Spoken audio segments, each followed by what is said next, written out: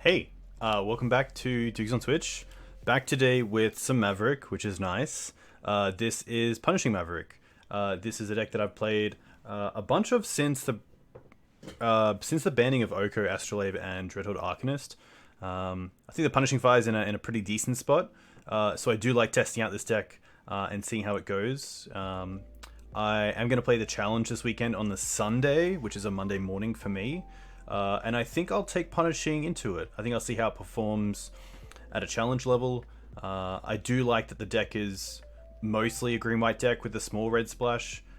This one splashing a little bit more heavily than some of the other green-white-red Maverick variants we're seeing that aren't actually playing Punishing Fire, or any additional removal in that sort of space at all, which is pretty interesting. I think that the mana base of this could be a little bit rough, but Shade of Hades. Yeah, I think that the mana base for Punishing Mav can be a little bit rough because of the Groves, but all in all, I think it's okay. The Cradle is probably the card that I'm considering dropping, but I really like it in a Hex Drinker version where we can pump into that. Also, it's pretty nice, of course, with Green Sun Zenith for early pressure.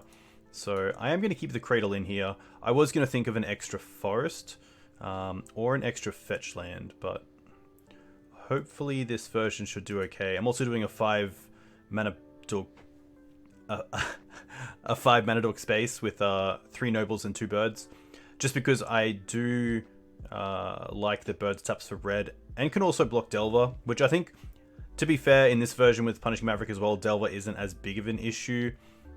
Because we do have more answers to it, but hopefully this version goes okay. Hey Arnie, welcome. I am also running main deck Teeg and Oof, which usually you only see one of, but I think they're both pretty good right now, and it's nice to have both.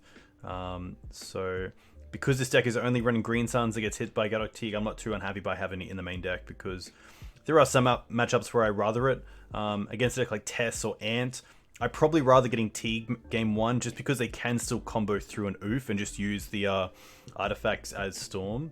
But overall, yeah, I think Green White Red's in a good spot. Fiery Justice, although a bit of a meme card, I think it's okay. It has been really good when we have drawn it against the decks we want it. Things like Elves, D&T, Blue-Red Delver with Young Pyromancer, so that should be pretty easy. Yeah, the 4-color version I have seen. It's funny, I feel like Punishing Maverick doesn't have the greatest mana base because people just want to play Punishing Fire and Grove, but when you're playing 4-color, you have to really consider your mana base, so you put a bit more time into it to make sure that it is going to work. So I can definitely understand why you feel that your 4-color version has a better mana base than this 3-color version. But anyway, let's get into it. Let's see how this performs. I'm super excited. Super Qualifier. We are playing a Legacy League. We are playing with Mav. It's here somewhere. I wonder if they have them at the bottom. No, okay. Punishing Mav Mark.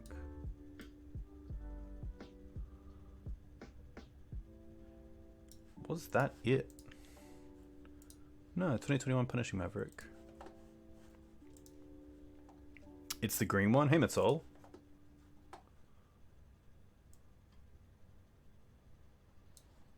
Ah, it must be. Ah, wait a second. Are we playing Scrib Ranger? We're not. I definitely want to play Scrib Ranger. So that's pretty interesting.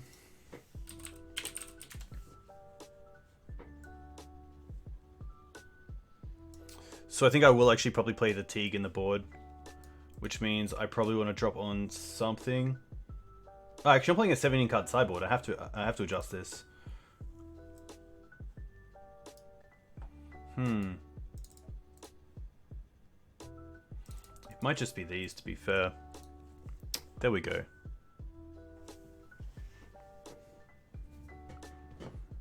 Hey, Yak. Welcome. Very cool to see you're a Brisbane Legacy player. I think I'm okay with this. Let me just double check. Yeah, because we have the Knight for artifacts and enchantments, and we also have Skyclave in the board for it, so I think that's okay. And then, to be fair, Punishing Fire is recursive removal, so I don't think we need the Fiery Justice in the board. Hopefully this sticks. Hey, your luck. Welcome, thanks for the follow. Hope you're well. Alright, there we go. There we go. Nice. Let's go over to the in-game. Cool. Ayakopu. Apologies if I said your name wrong. What do you play in Legacy in Brisbane? What sort of deck? I know that Wednesdays are pretty good at Good Games Upper Macquavat. Usually has pretty good numbers. A pretty good metagame as well. A lot of different decks, which is nice. Get a few players from the coast as well, because it's kind of not too far into Brisbane, I guess. Hey, Natty. Welcome. Hope you're well. Might go get a beer after round 2.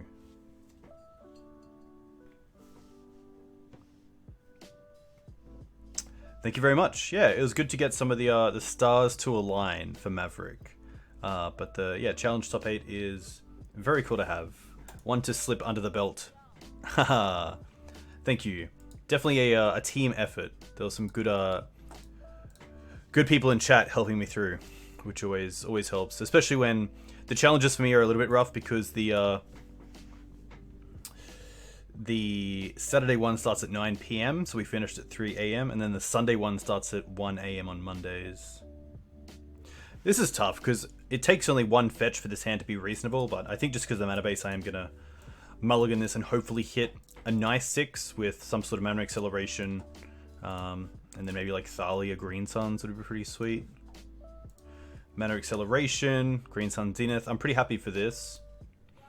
I think I'm pretty happy to drop the second Mum as well, and just make sure I can really build up my mana, because I think a lot of the games that I can lose with Maverick is just where my opponent gets to stifle my mana, for lack of a better term there, and just run away with the game from there.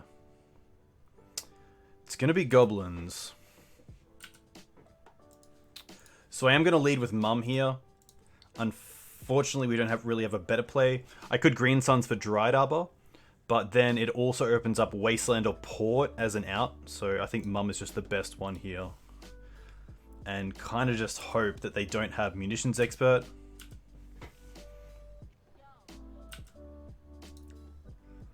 They are going to attack. We definitely block here. There's no way that I'm not blocking. Even though it means the Mum's not online, I really don't want that to resolve.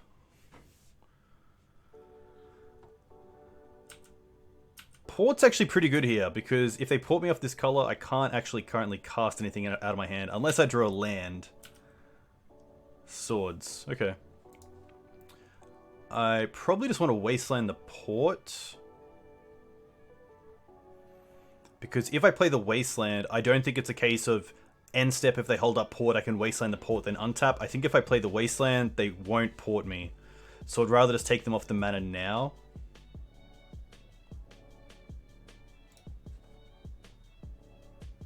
Hey Jade. Welcome. Hey Ilpin. Thank you very much. I hope you're well as well. Land. Skirk. Okay. Pass. Interesting. I don't mind Mum into Cradle. I can't... If I want to Swords this Skirk, I then can't really use the Cradle here, so I think turning on Mum is fine. Play the Cradle. Play the Noble. I guess the advantage of playing the Bird is that I do get access to red mana next turn in case I draw Punishing Fire. So perhaps it's better just to go for Bird here than Hierarch. I'm not really in a position where the Exalted is going to matter. I don't see myself attacking over the next few turns, so I think the Bird is fine.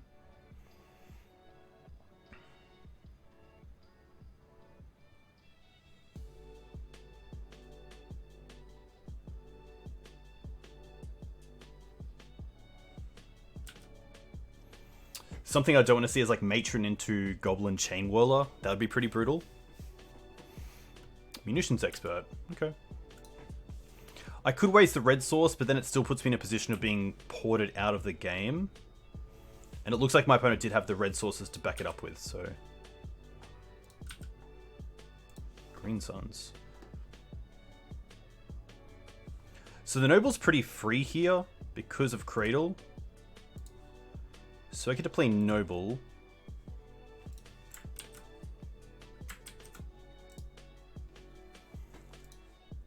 And then I have access to Green Suns for 2.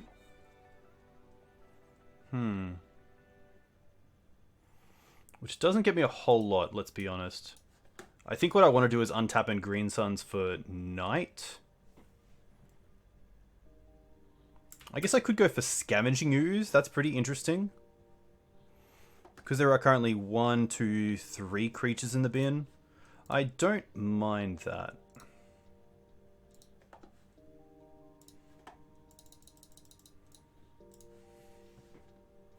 I think second Scavenging Ooze is a play that I want to see in a lot of more decks.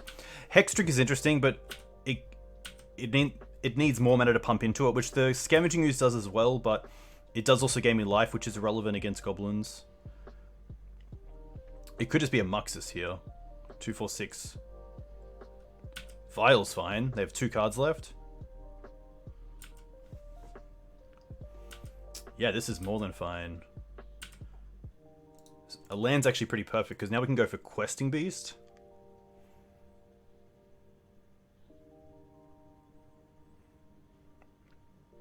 Can also go for Ramanap and start going after mana. That's pretty interesting. I don't mind that. So that's 3, 4.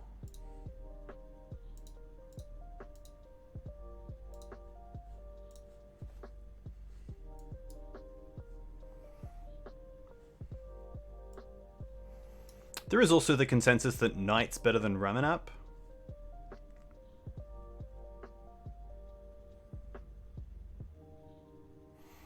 Yeah, I think I want to go for Ramanap here just to make sure I can Wasteland on the same turn.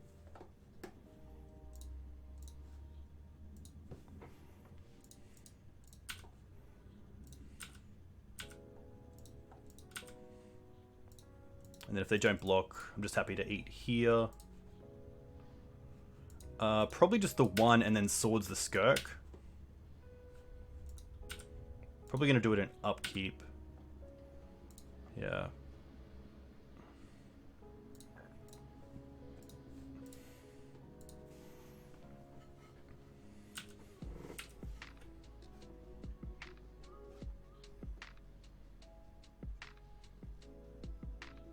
Nice. So fortunately we had the mum for the turn 1 Lackey, which is pretty huge, and my opponent didn't have a Munitions Expert. This can be pretty tough, especially on the draw. So I'm definitely not looking to post board. I think it's a case of just trimming on cards that aren't as effective, which is pretty tough. They're all pretty good. I think I'll definitely want the 2 Skyclaves, and the Gideon is okay. Probably just the Skyclaves for now. I could see just potentially 2 Thalias coming out. Gideon's nice because it does create creatures straight away, which is nice. Yeah, Klothys is interesting as well because usually we see something like Relic of Progenitus out of Goblins sideboard for Graveyard Hate, and obviously that's pretty good against Klothys. So I could see Klothys coming out, probably bringing in Gideon. There's even some consensus that against Goblins, Canonist isn't the worst, because it can really stop some of their go wide strategies with creatures. But it's a case of, is that better than Thalia as a first striking creature?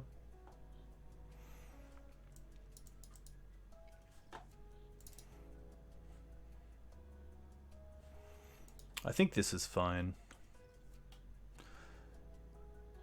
I don't think it's worth bringing in Teeg, even though they probably play Pyrokinesis. Yeah, Canonist is definitely a pretty decent hate bear, especially on the play, but on the draw it's a little bit rough.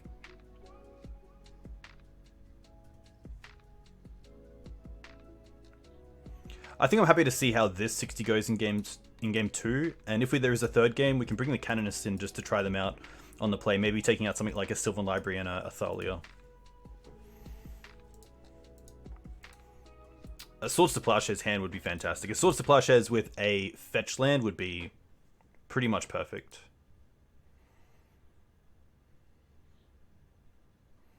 Means we can kind of play around Wasteland for some amount of time, which is nice.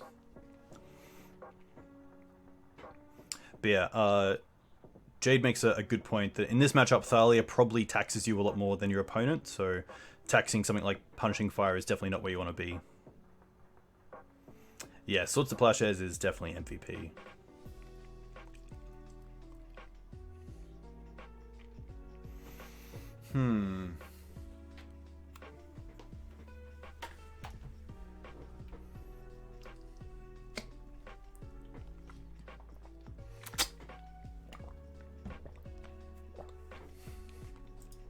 Goblins are a pretty cool matchup though. If they go wide, it can be pretty troublesome. You might have an 8/8 knight, but when they have 8/1/1 goblins, they don't really care about a big creature. They can just go around you. So this is a matchup where I do like the Black Splash because you get access to Plague Engineer, which is obviously quite good. But all in all, if I could have a mate who had goblins and we could play a bunch of games together, I would really enjoy the Maverick vs Goblins matchup. I do have some old content on my YouTube where I played against Eli, Goblin Lucky 1, for I think between 5 and 10 games, just going back and forth and talking about the matchup, which is pretty fun. So if you do like the matchup, definitely check that out.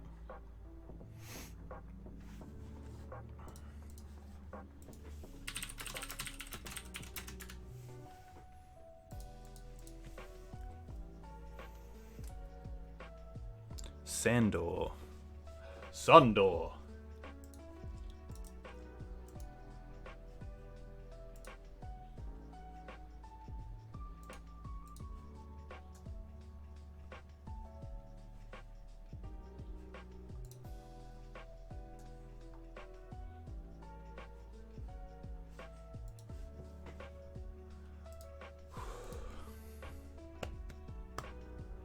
The old wait. I wonder how Goblin sides. Usually their main decks are pretty stock, so I'm not sure from a Goblin side what you usually trim on. Everything obviously has its place, so I'm not too sure what's considered not that great for the matchup. Let's have a quick look.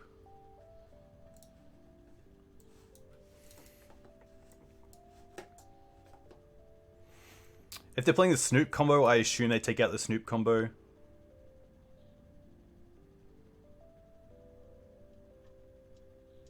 Dare to be a donut. It is not. I do have to update that, and I will update it right now.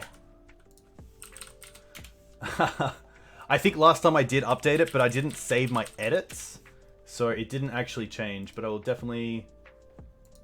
And Australia. There we go. Let me find where I can change it.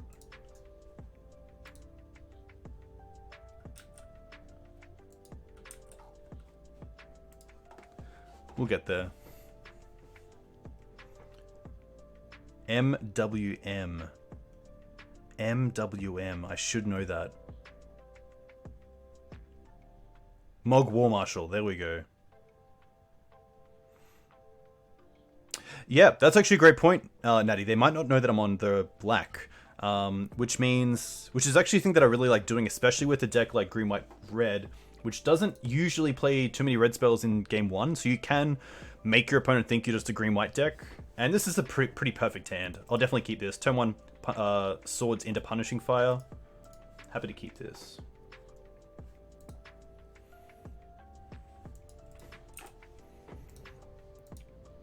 A little bit soft to a Vile start, but we do have the Skyclave, which is nice.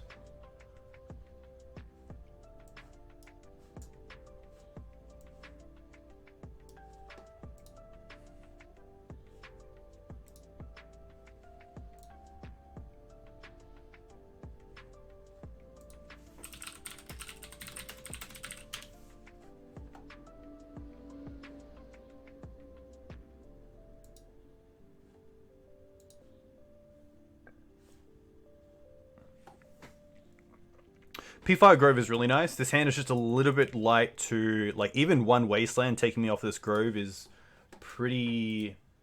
Yeah, definitely going to come back at me. So hopefully my opponent doesn't have something like a turn 1 Vial into turn 2 Port, or... I mean, even like turn 1 Vial, we play the Plains and pass. Turn 2 they go Port. That's going to be pretty tough, because then we don't have the Swords online, and we definitely don't have the Punishing Fire online. So I think my best draw is either a Fetch Land or a Mana Accelerant, so I can kind of play around any sort of mana denial that my opponent has.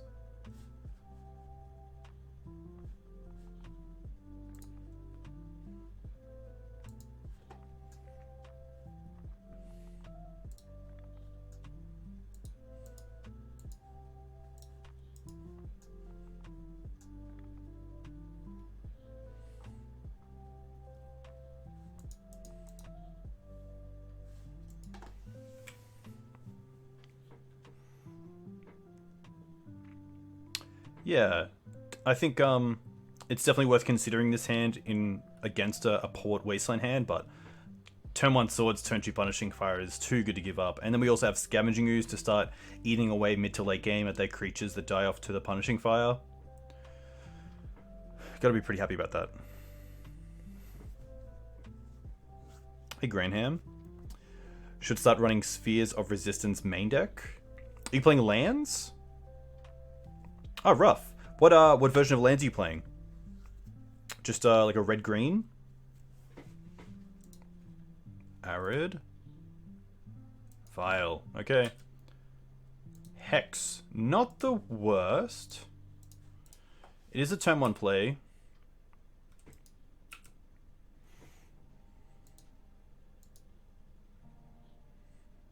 Another Vile. And Wasteland. Okay. I see how it is. Oof. Okay, that's a pretty nice draw. I just want to hold up the swords here. I don't want to level up the oof. Because if I put my opponent on something like Lackey into Munitions Expert, I definitely don't want to die to that.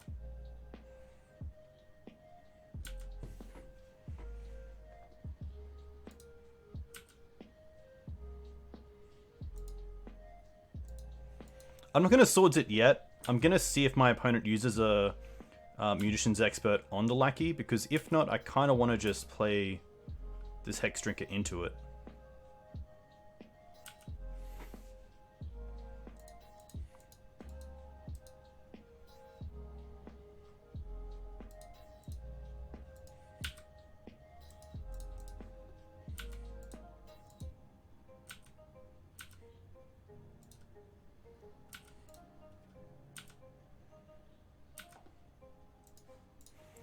Pretty good. I don't think I can just hold up swords here. I think I have to try to go with Collector Oof.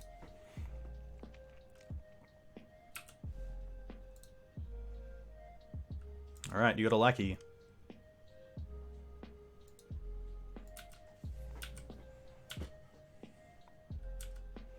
Jiggins is trying to convince me to play Miracles on Saturday. Should I listen to him or play Pokemokey Bug deck? Pokemokey has a very strong build together, which is nice. This feels like a... Okay, that's fine. That's fine. That's a good one. I would put that down to your experience with either deck. But it is a tough one.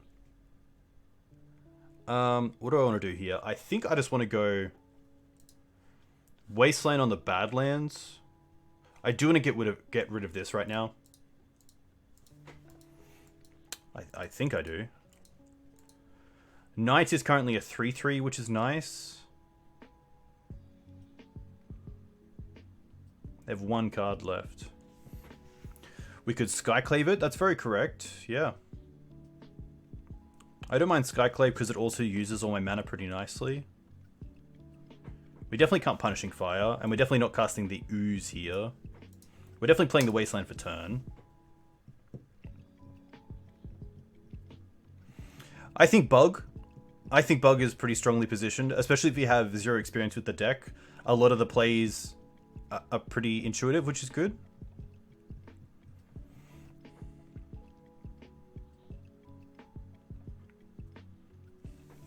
I guess Knight's also pretty nice here because it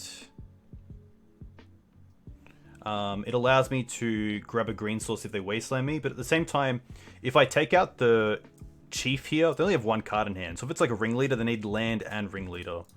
So I think I am happy to just go for Skyclave on the War Chief.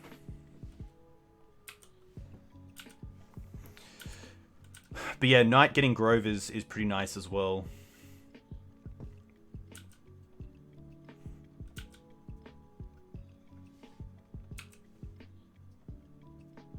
They're putting Vials up. Port. It looks like land into Ringleader. Okay. What do they hit? Oh, Pyrokinesis goes to the bottom, which is nice, but they get Matron, Crater Maker, Expert. Swords.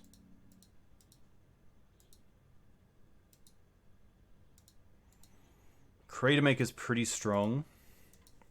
Hey, Wolf. So they have 3 cards.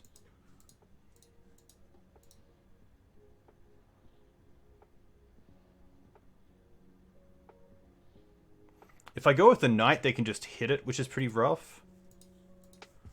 I think I'm actually attacking here.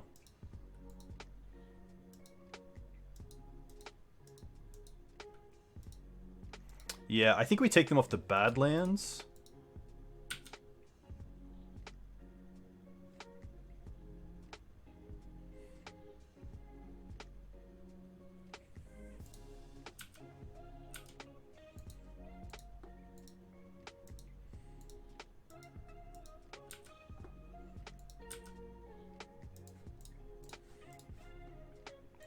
And then just hold up double sword. I kind of want to swords now to play around Munitions Expert if they draw a creature. But hopefully I'm okay here with just passing.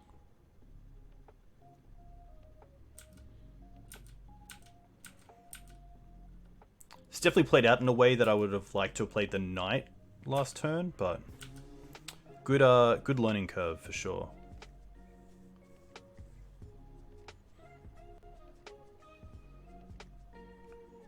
They play the Crater Maker. Okay. They crack it now on the oof.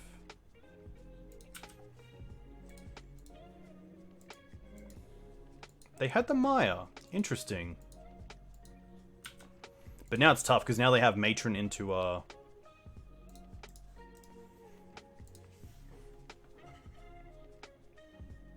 Matron into Ringleader again off the Vial.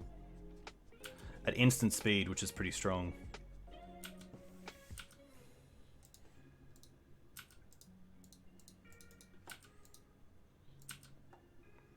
Definitely slipping away.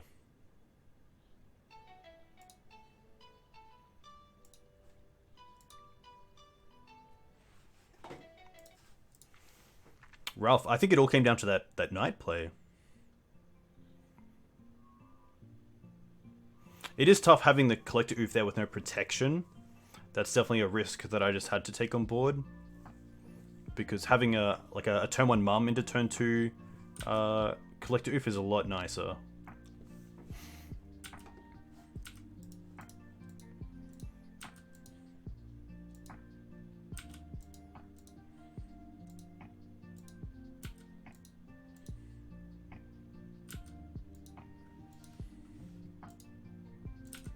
But yeah, I assume here we just see a Ringleader off the Vial, off the Matron.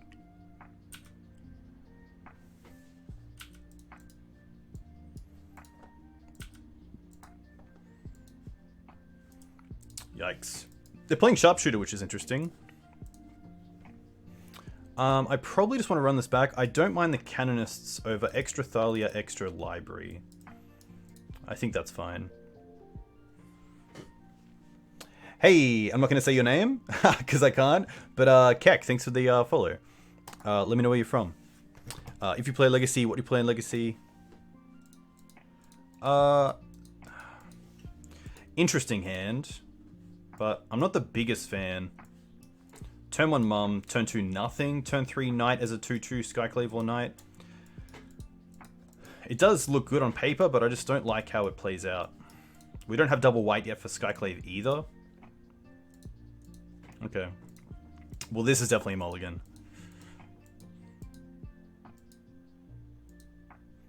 Does have a 5/5 knight, but nothing else, unfortunately.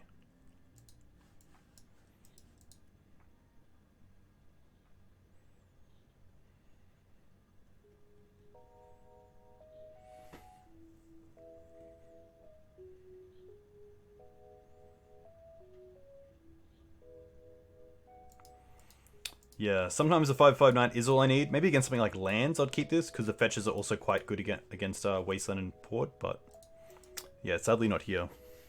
Haha, I will never justify a 6-lander. Definitely, even against lands, I think this is a little bit too slow. I will mulligan this. Okay, I guess we keep... And I probably just bottom...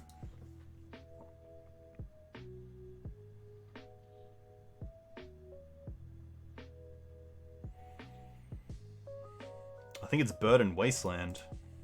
And just keep this 5. The Bird and Wasteland aren't doing too much. And my opponent can play around Wasteland pretty easily, so... Hey Eli.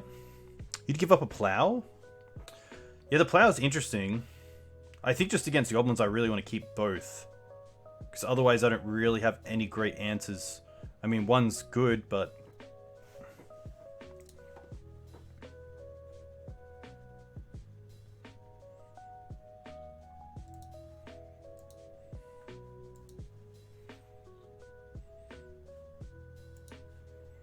It's definitely a Wasteland. Yeah.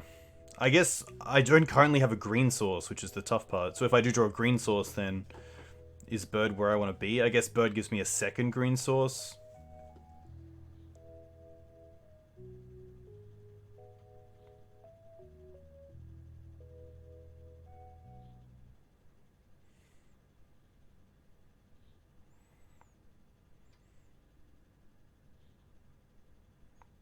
I guess Wasteland at least is a mana source towards Green Sun Zenith, which is nice.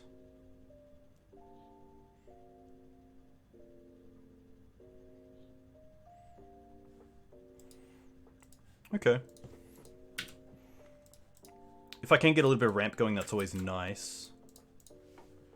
Opponent kept 6.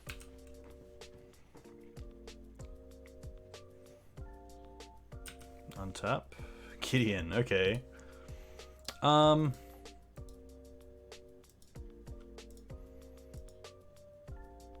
guess I get hit by Munitions Expert if I attack, so I'm pretty happy just to hold this back.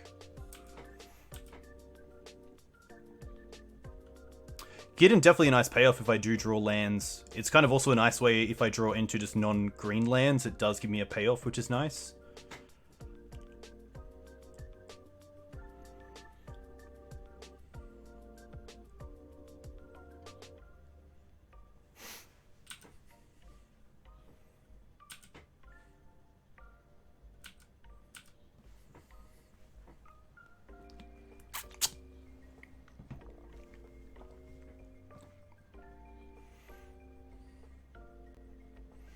Chain Whirler, at least I can also get pro red as well, which isn't too bad.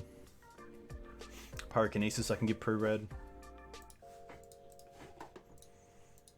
Crater Maker's a red source.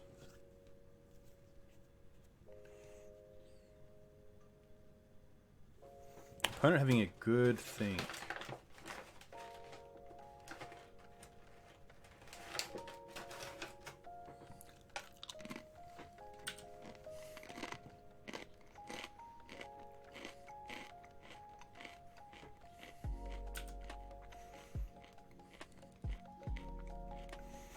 That's pretty interesting.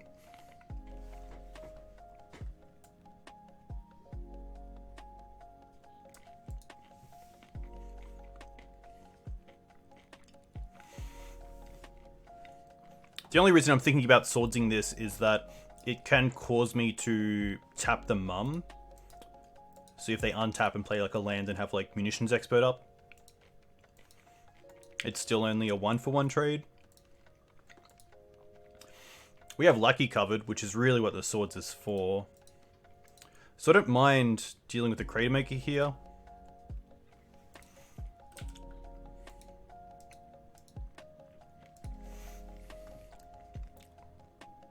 Hey Jack, welcome.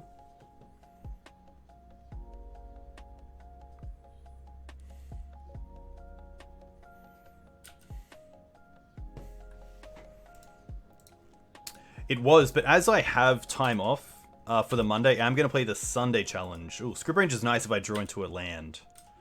For sure. Especially with Mum.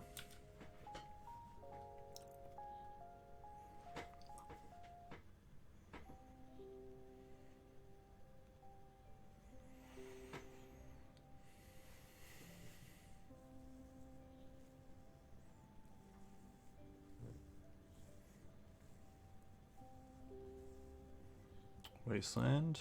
But they're tapping out for Sharpshooter. Okay. It did make me hungry, Jack. That's 100% correct.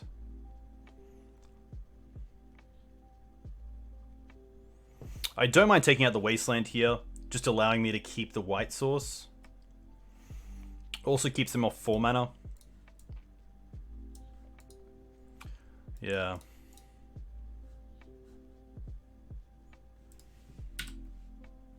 There we go.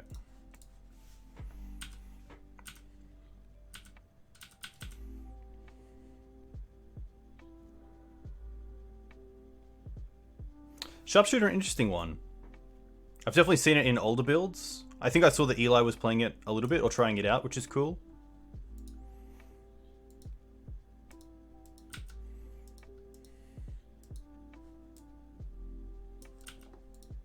Come on, land. They're having missions expert.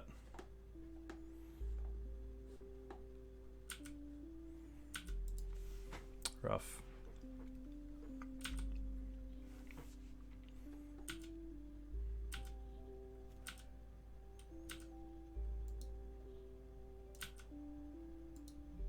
Yeah, I think this is just not going to be a fun game, so that is life. 2 Pashaliks. Yeah, Pashalik is pretty cool. It does have a static ability, I believe. I always forget what Pashalik does.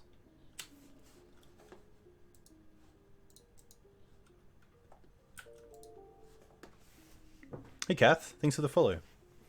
Let me know where you're from. If you play Legacy, what do you play in Legacy? Pashalik Mons, 2 in a red, legendary creature, Goblin Warrior, 2/2. Whenever Pashalik Mons or another Goblin you control dies, it deals 1 damage to any target. Sack a Goblin, create 2 1/1 red Goblin. Ah, interesting. I always forget about the Sack a Goblin effect.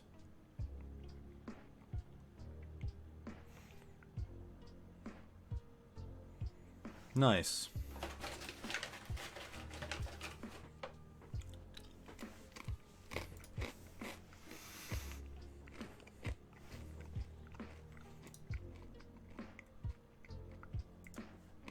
On the play, which is great against Mardu. Okay. It doesn't have white mana, however.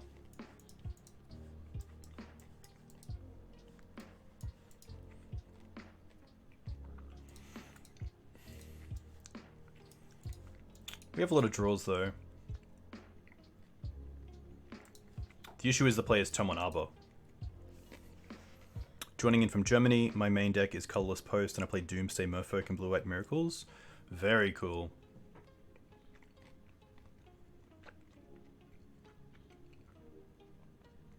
Hey Saito, very cool to see you. Hope you're doing well.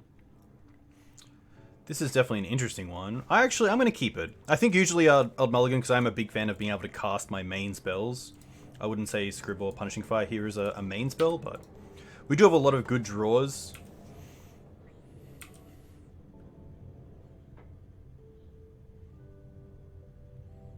Flooded Strand. Will they pass? They will. Aha. Okay. I think here I'm happy just to play the Thalia.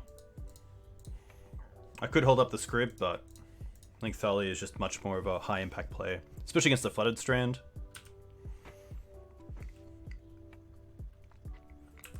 Trop. Brainstorm, okay. Nice. Definitely wouldn't mind a Force here because we have the second one.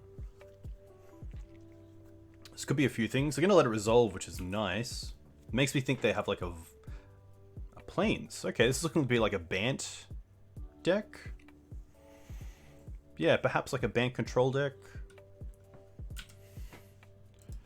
What did the Ponder do? The Ponder was a shuffle. Okay. Yeah, okay. Definitely just want to attack here for 3. I could hold off on playing the Grove here. Kind of hide that we're on a red source for now.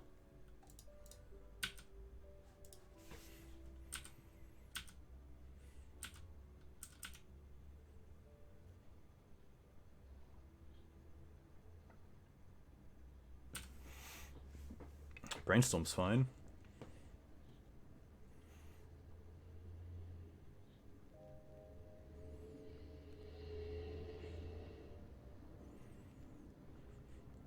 Baron Miracle's pretty tough. They have a lot of pretty good ways to fight against Maverick and things like Terminus. Obviously Uro is pretty strong. We do have the swords for it, but still.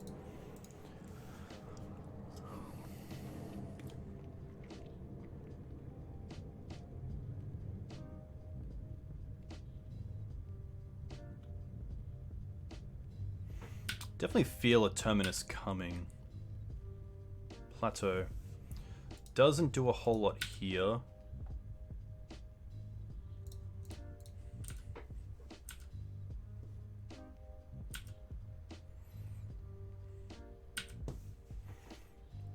I'm going to play the Plateau for turn.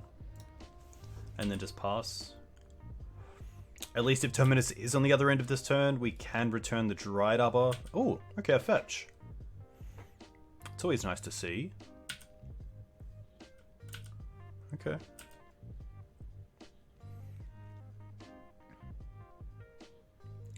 Still just the one white source. Uro. Okay. The question is, do I want to swords it here? I probably do, especially before they drop something like Caracas. They already have some amount of cards in the bin.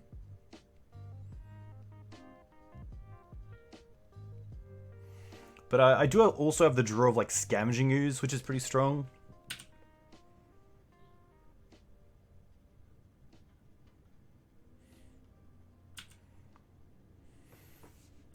They didn't draw into a land, which is kind of nice. I do like punishing firing them here.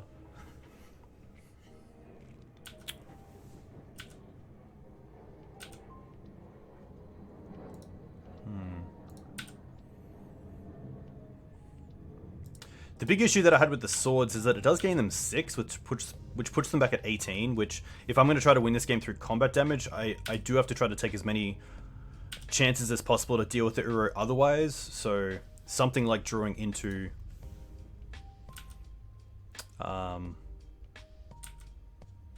Scavenging Ooze there is pretty nice, or a Green Suns to deal with it.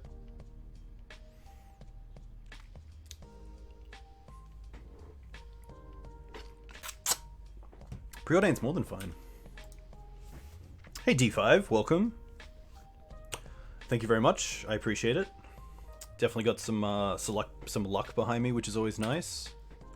I probably am just going to return here and Punishing Fire them to take the 1 damage off them. So they gain 1. And then they take 2.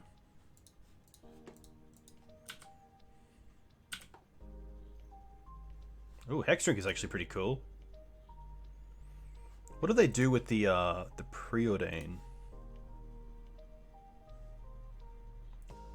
1 top, 1 bottom. So top of the library is unknown.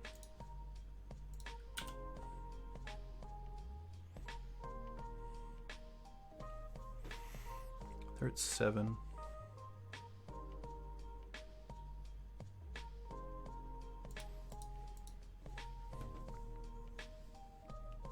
Yeah, I'm going to assume they're digging for lands as well. So if we attack here for 4, put them to 3. If they try to fetch, we can Punishing Fire them, but they gain 1. So I can still return Punishing Fire. Yeah, so if you have a Thalia out, the best way to do it is the Green Sun costs green and 1, and then X for the creature. So if I wanted to search for Scavenging Ooze, it would be 2 for the Green Suns, and then for X it would be 2, so it would be 4 in total. Just trying to think if I want to attack with everything here or hold back the Hex Drinker. Because I do want to return the... Yeah, I don't think I do want to attack with the Arbor here. But it's going to come down to a game of inches.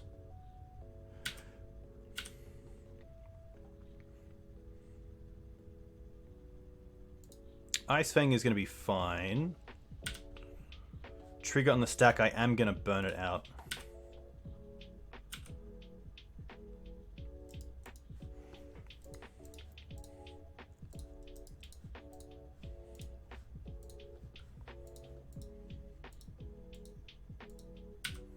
They're going to fetch here. I don't mind if they try to counter this, because the Ice Fang can only block the Dryad Arbor, but we can just return it with Scrib Ranger. Force Negation. Okay, that's pretty strong.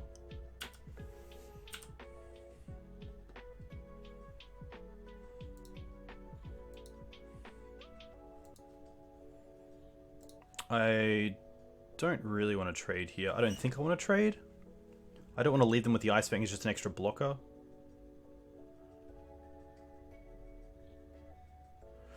Big question is, have I played a land for turn? I think I played the Plains. I played the Grove. No? Played Plains, yeah. I think I'm happy with the trade, actually. Yeah.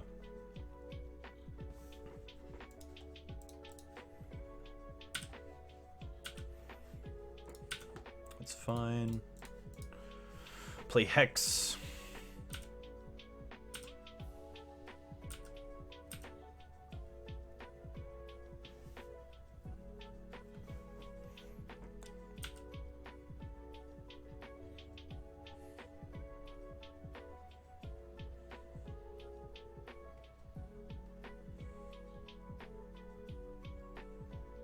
Here's Uro.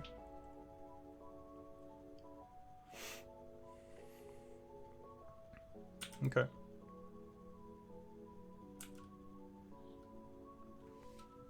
Haha. Hey Cleo, welcome. The trick to winning is not to lose. That is very correct. Cool artwork. They're up at 7. Oh, Wasteland's actually pretty nice. But I assume they do something before then. I guess at least if they tap out to Swords the Hex Drinker, I do get to Swords the Uro without having to worry about Force of Will. The only issue is if I waste, I assume that it's going to float the mana instead of just letting it slide. Yeah.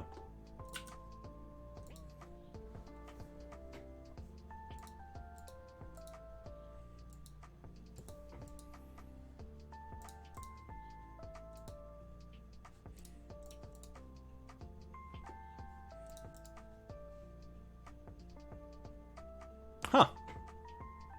Okay.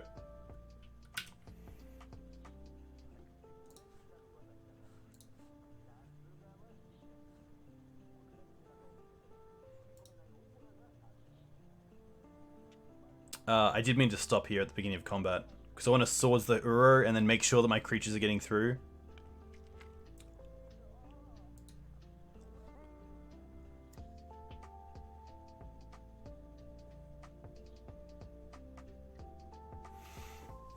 I do have a priority, so I can attack with everything and then try to Swords it, but then if they have a Force, they can then just block the Thalia or the Hex Drinker. I should have had a stop here.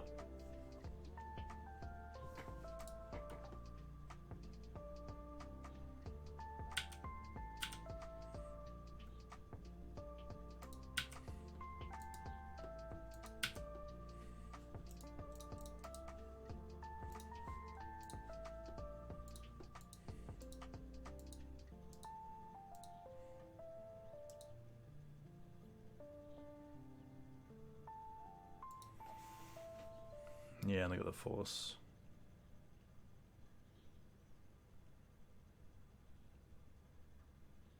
Okay. Let's untap script, return the Savannah, and then replay the Savannah. Oh, what do we play for turn? Ah, the Wasteland, of course. Should definitely not have done that. That's a huge misplay.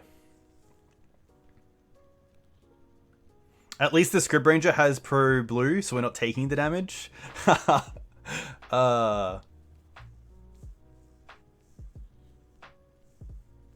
Still a pretty big yikes.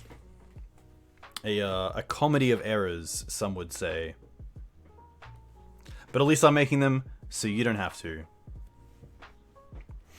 Yeah, maybe Hex gets there. I mean, they pitched to Jace, so they could still have Teferi bounce. Obviously, maybe Council's Judgment or Terminus or Supreme Verdict, but...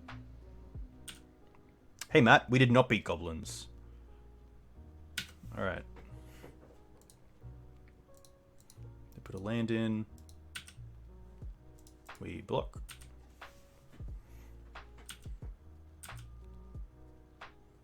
They have 5 cards. D5, you are more than welcome. Just trying to get them out. Trying to get them out before the weekend.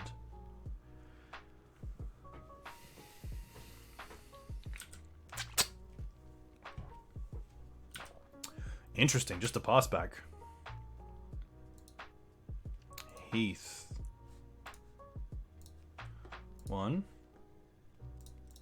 2, 3.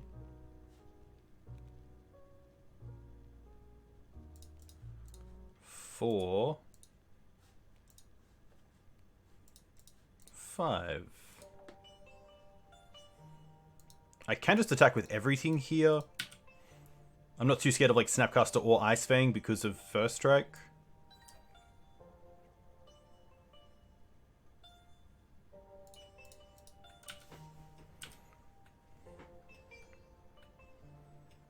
Maybe like Shark Typhoon is a card. Snapcaster Mage is fine. Guess they can like snap Brainstorm into Terminus?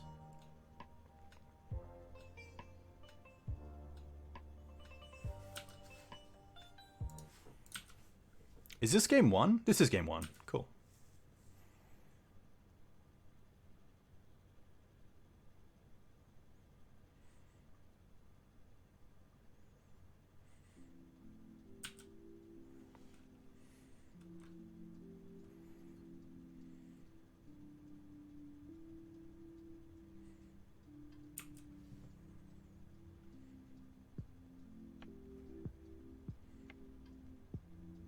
Go to 1.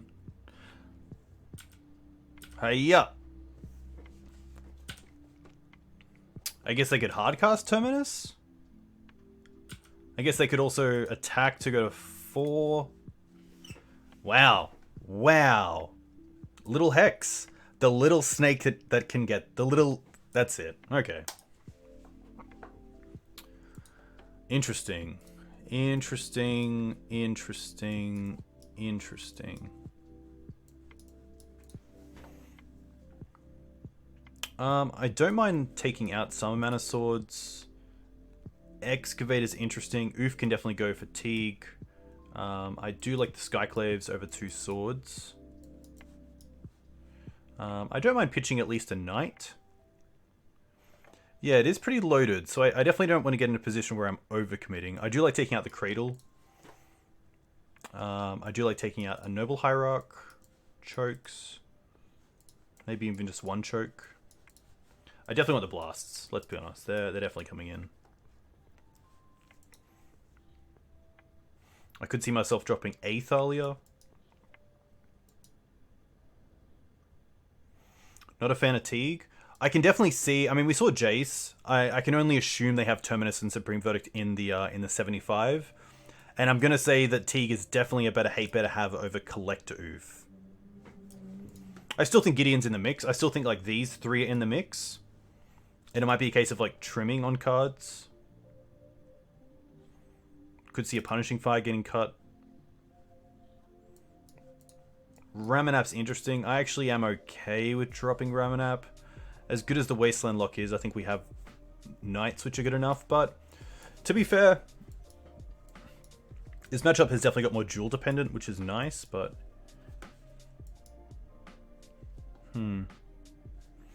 Could definitely shave a mum as well. It might even be just an extra mana dork. Something like this. Because at least mum into Teeg is really nice.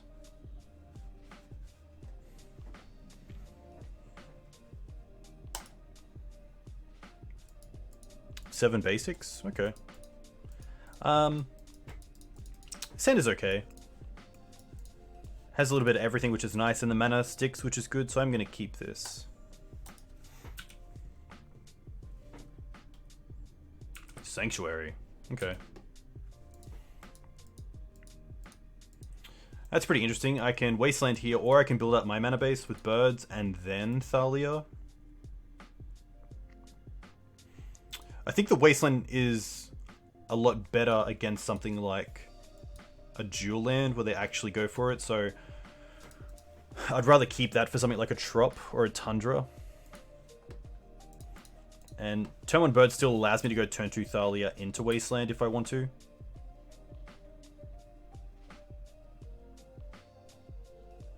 Especially if they have like a Scalding Tarn, they have to go for a duel, but...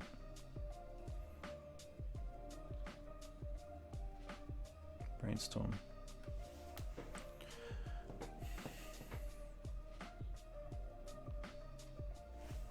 They're gonna fetch. Okay. Tundra. Swords. That's fine.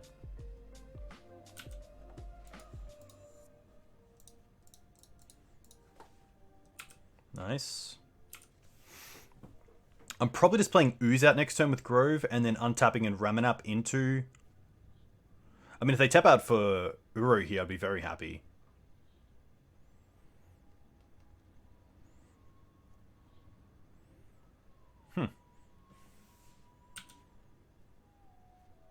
Another Thalia.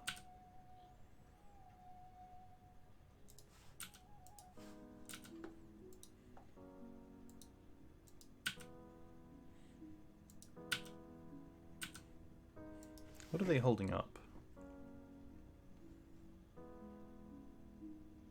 I do want to deploy a second threat.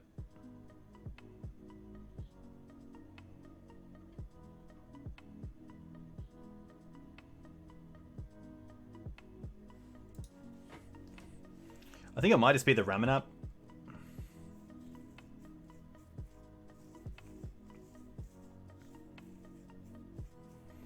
Yeah, I think the Wasteland for me, just while I have 3 mana, is better for me than it is taking my opponent off a mana here.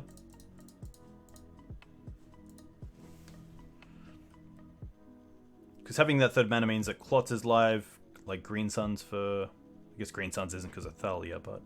Counterspell, okay.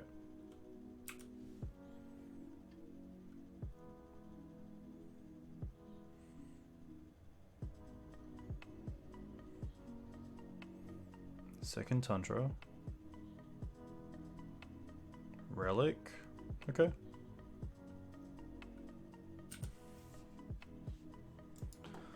Mum.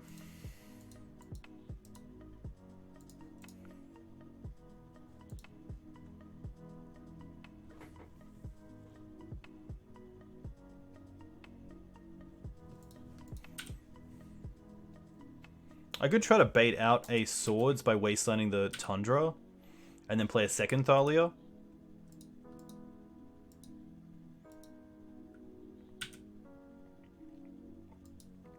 Deal damage first.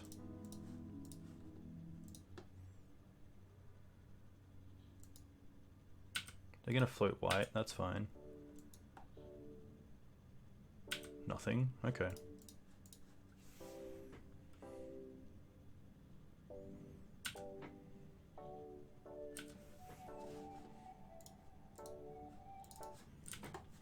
Relic's all good. I'll get rid of the Windswept Heath. Knights being bigger than a 2/2 doesn't really matter in this matchup. Just a pass back. Okay.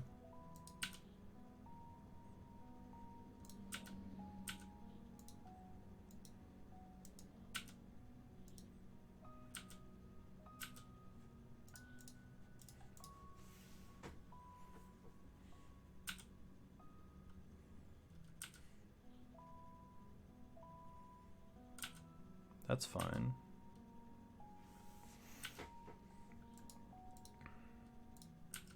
No use of the relic. Interesting. Not making us exile a card.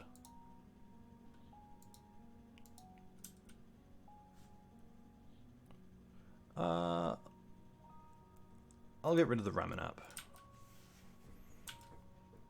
Doesn't really matter. I don't think this Goose is going to become a 3/3.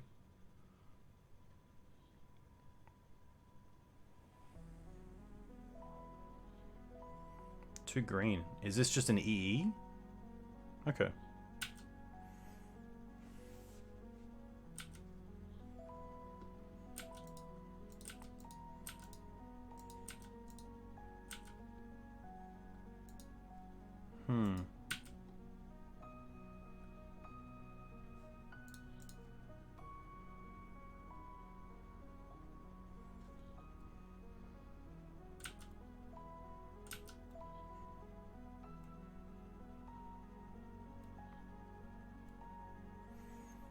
I assume that I was paying it for one. I guess they didn't need to use the extra mana, but...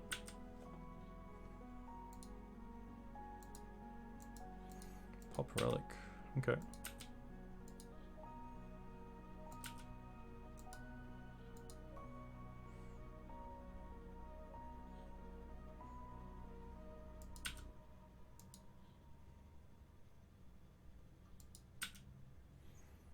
That's fine. Pretty happy to play Ooze here just to get a second creature on the board.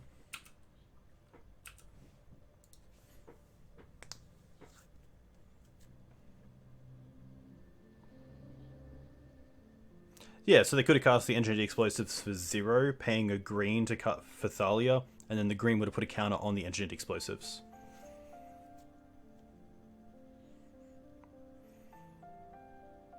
Well, they bounced the Thalia. Does mean we can Punishing Fire this Ice Fang. And if they're not attacking with it, they most likely need it as a blocker. Oh, they have swords. Okay. Well, hopefully we can land Sylvan Library here.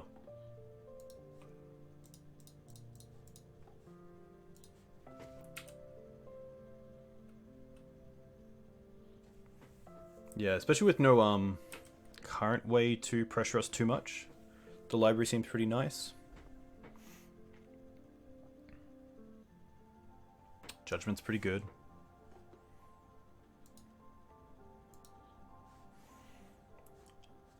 Ponder is... chose not to shuffle.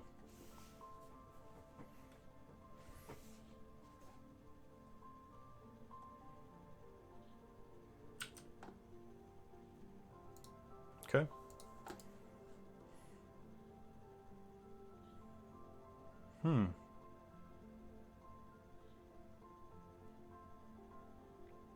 Opponent has a clock. I think I just want to get rid of the Teferi first, and then maybe Green Suns for Dried Arbor, so I could maybe start 2-spelling.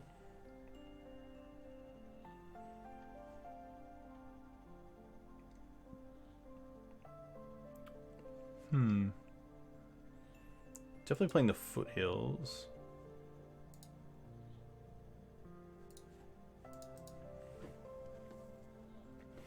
Gonna go for a Plateau.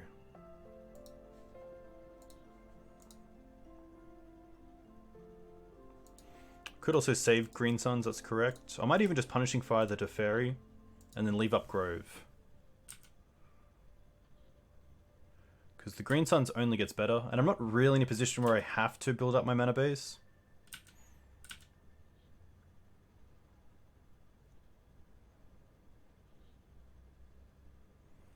Jace is pretty solid.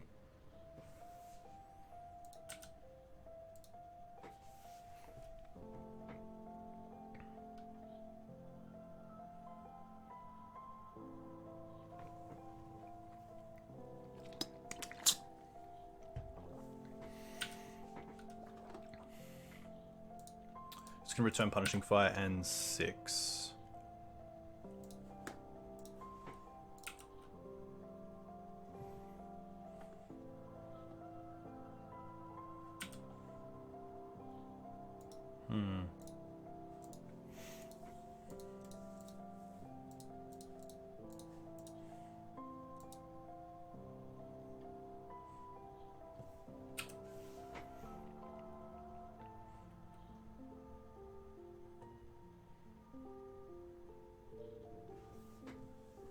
Hey, the Muffin Man, welcome. Hope you're well.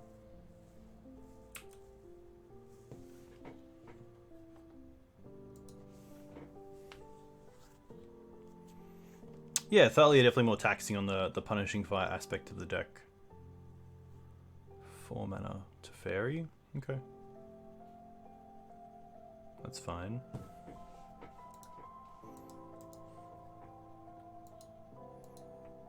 Fetching.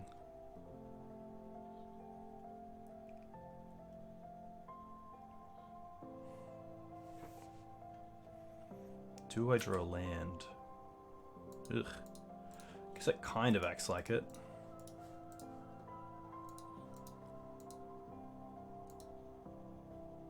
Surely the fetch meant that they have force? No. Okay.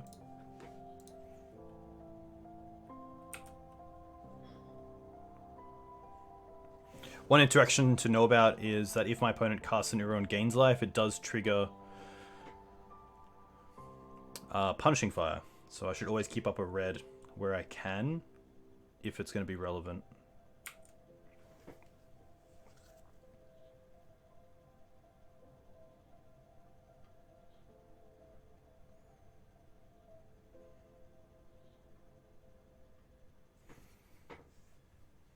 Alright, cool.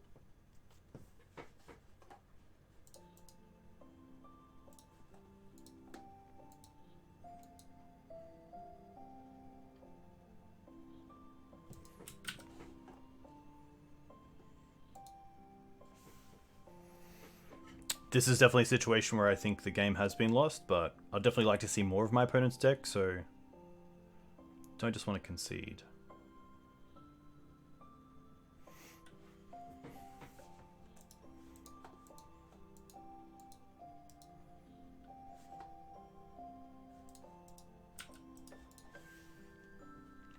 Yeah, it definitely happens. I can't be too unhappy about the land drops. Green Suns.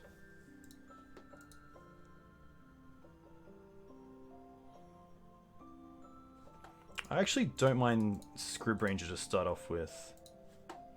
That kind of fixes my mana a little bit. But I assume with 5 cards in hand, we're gonna see a force.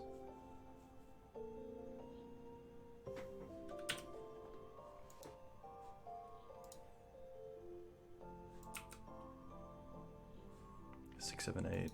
Yeah, I think even from a clock perspective, I should try to just concede here, but I'll give it one more turn.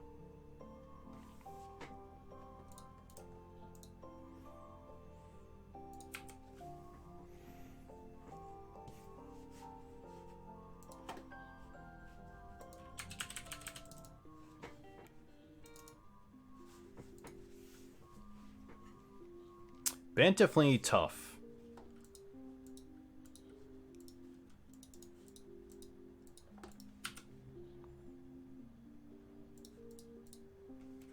Should actually return Punishing Fire, to be fair.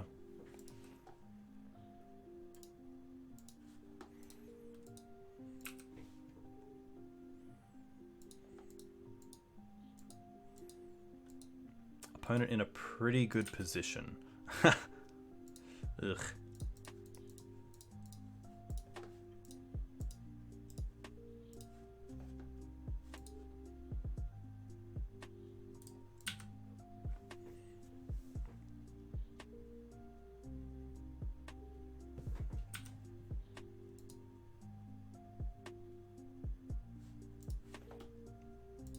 Untap this, return this.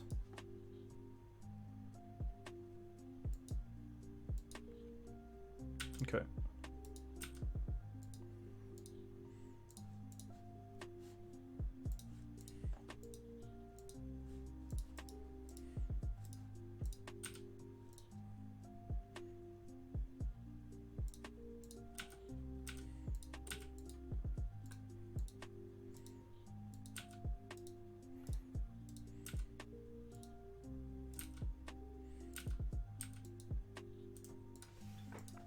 I think from a clock perspective, I should just concede. I should have conceded a few turns ago, but this is fine. I think I will just run it back.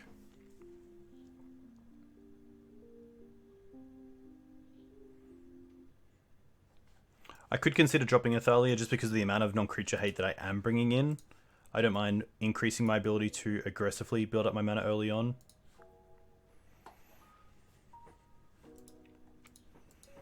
But really need to have some sort of haymaker in my opening, like a choke. This is just a little bit too fair.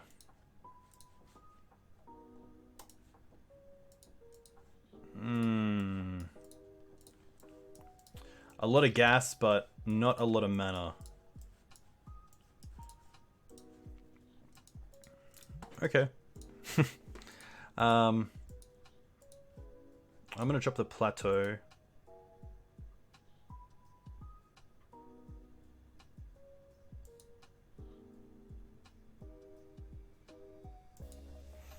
I think a one-lander against a control deck I definitely can't keep.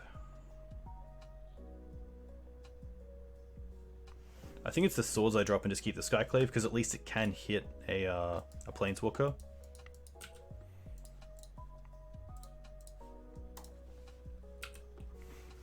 I don't think, I definitely don't think I can't mulligan against a deck. I mean, if a hand doesn't work, a hand doesn't work.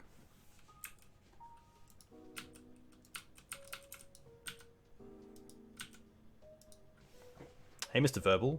Ah, did I just 6 my turn? Rough.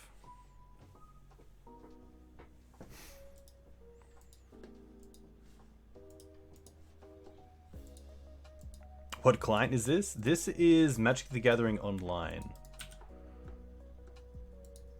Pyroblast, okay.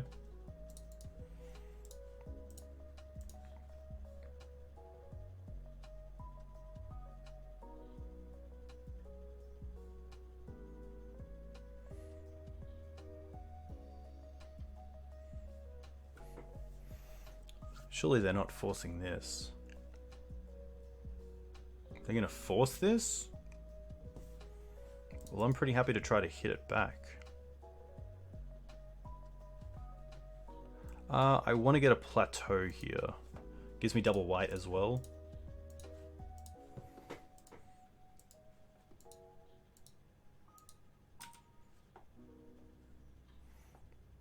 Force is really interesting. Yeah, maybe they don't have removal for the Dryad Arbor. Surely if they have a Swords to Plowshares, they're just going to let that resolve in Swords, but obviously not.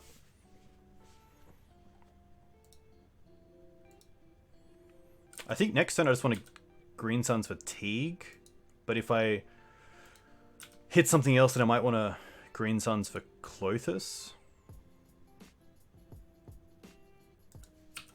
Teferi Bounce is pretty good.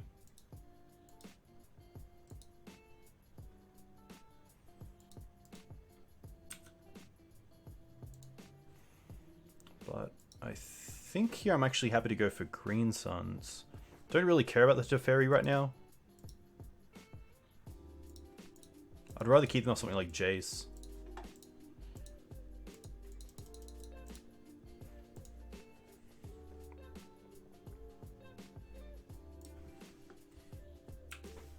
It is in the open, which is a little bit rough, but I think that's okay.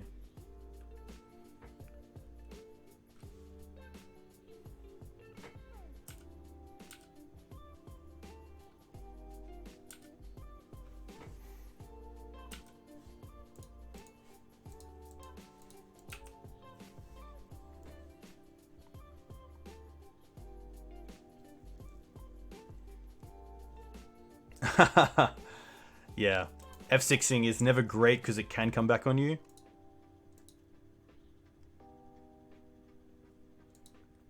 They chose not to shuffle, but they didn't play a land.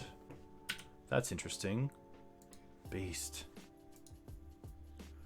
Well, I don't really want to attack into Teferi, so I think I'll just get rid of it.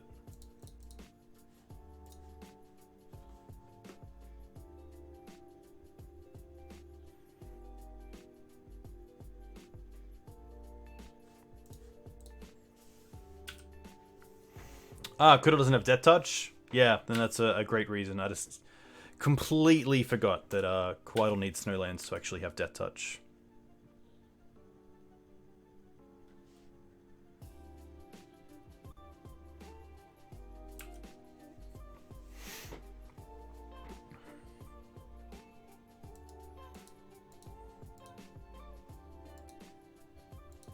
kind of hope this is Jace. If we can Questing Beast, I'll be very happy.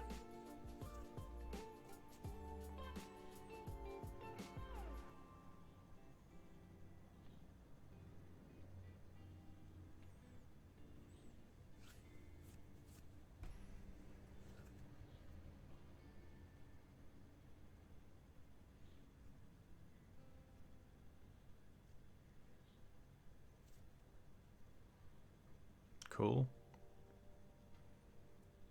Up to 5. Okay. Interesting. I guess Wasteland's a pretty good draw here to take them off white. Plains.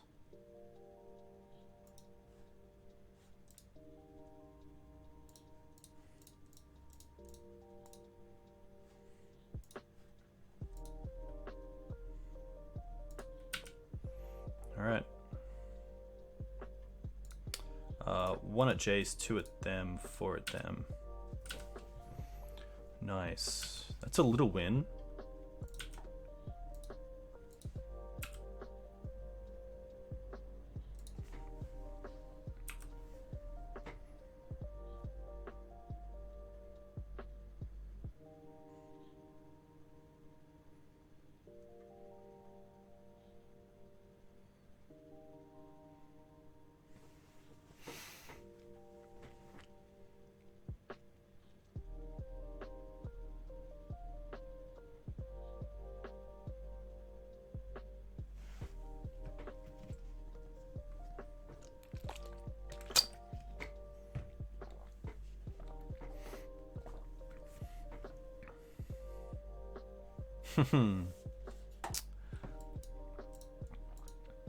Do love me some beasts.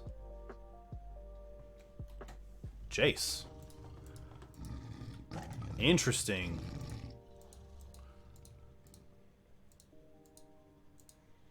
Land into Swords to Plowshares, perhaps?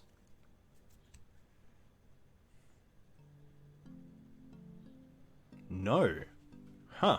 Brainstorm locked. Punishing Fire. Probably want to draw a card first. Green Suns. Okay. I guess I could attack them and then Green Suns. Is Teeg exiled? It is. Probably to save the Green Suns for now.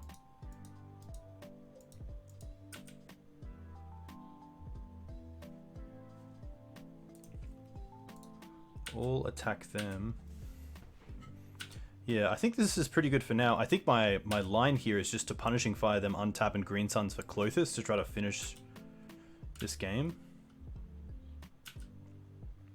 I could also Green Suns for Ooze if they think they have Uro here. Yeah, this is fine.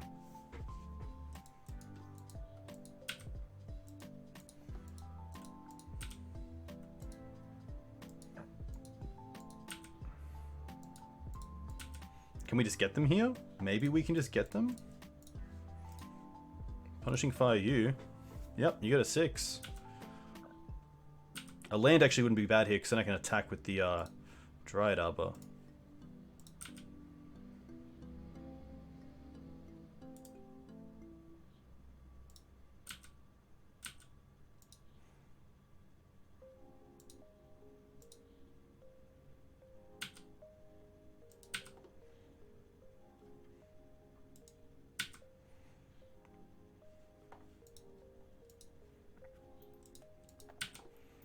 I think I just have to go for Ooze here to eat the Uro. Just to hope they don't have Force.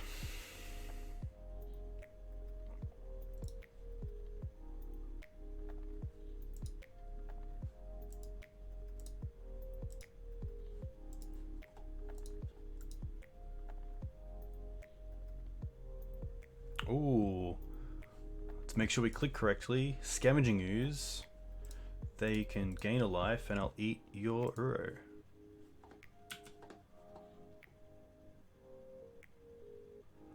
I'm sadly away for the weekend. I get back on Sunday evening. But it would be very cool to see.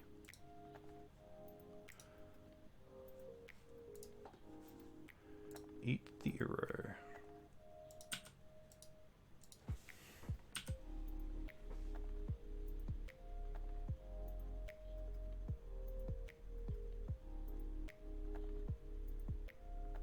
Surgical that, that's fine. Are they paying 2 life? Interesting.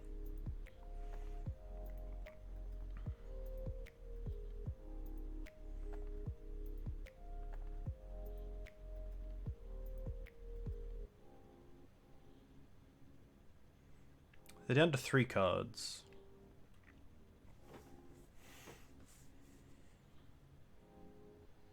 Oh, they left that one in the bin? Oh my gosh, opponent.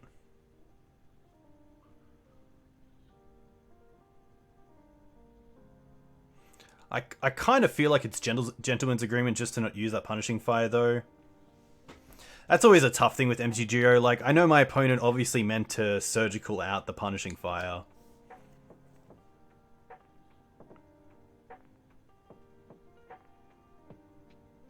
Don't feel bad for a rogue user. Yeah, okay. Well... Okay. Interesting. I did not think that was my game to win, but that just happens sometimes. It's definitely a tough one. Yeah. A lot of decision making in that game. Especially with Green Suns. I think one thing I can definitely work on, and something that the Maverick community can definitely help with, is sideboarding. Especially against decks like those.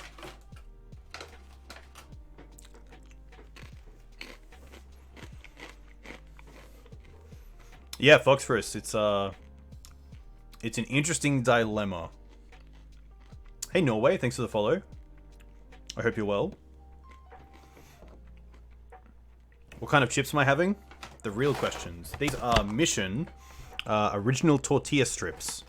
They're quite nice. A little bit of salt on them. They're usually quite longer, but we had nachos last night, so have some leftover chippies, which is pretty nice.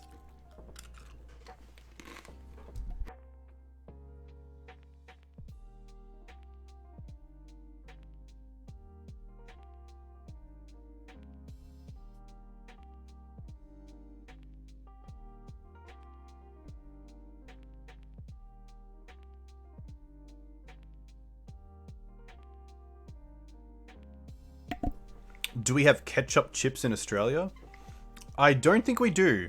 We have chips we put ketchup on, but otherwise, I don't think we have ketchup chips per se. I'm gonna keep this. Hey, Odius. How do I say your name? Apologies. Odius. I'm terrible. But good morning to you. Maverick was my first Legacy deck in 2012. Then went over to Delver, started playing Maverick again after watching your YouTube vids. Very nice, Norway. A pleasure to have you here.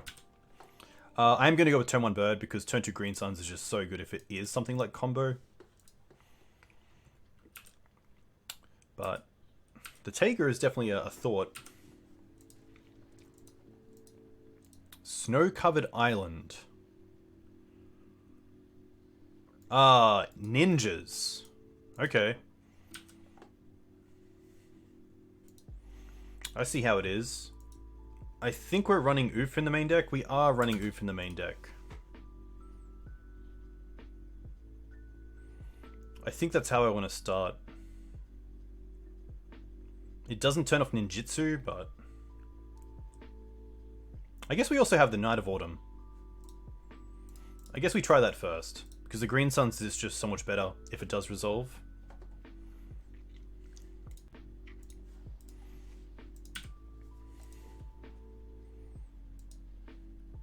Will they make a 4/4? They won't.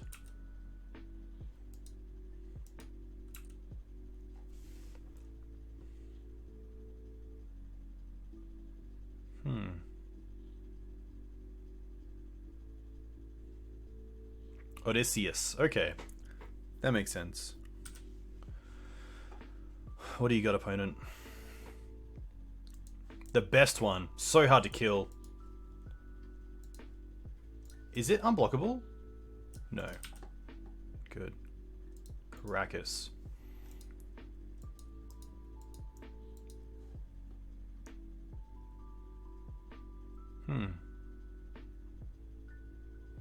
I think I just like Noble and Mum here. QB Race is interesting as well. They forgot to redeploy Thopter. That's pretty huge. Ninjas is very cool. Unfortunately, it is currently bugged. But that is neither here nor there.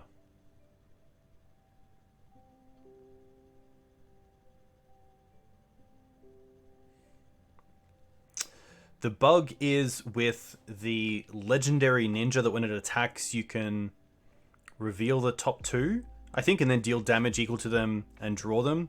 And if you brainstorm in response to the trigger and put cards back, like 2 Force of Wills, Eureka, that's it. You can reveal the first one, but then for some reason, Moto shuffles it after.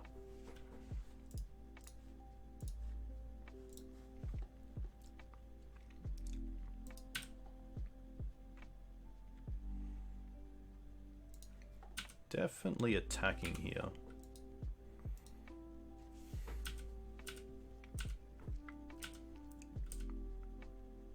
This Infiltrator is going to be really strong, though.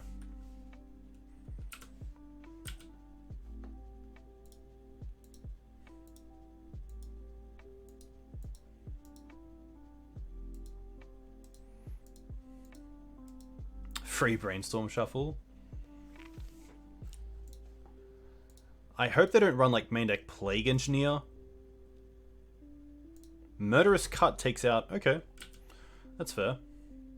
Library. 3...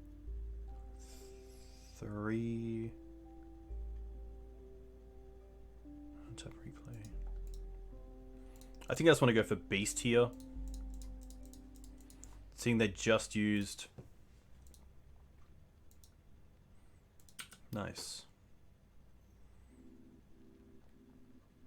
Can attack with both here, which gets an extra damage in. You just built ninjas in paper? Very cool.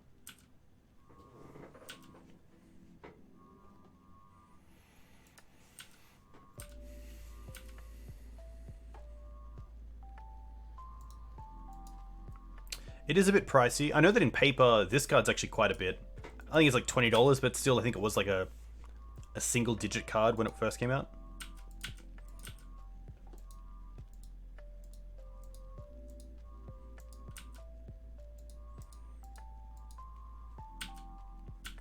It's pretty strong.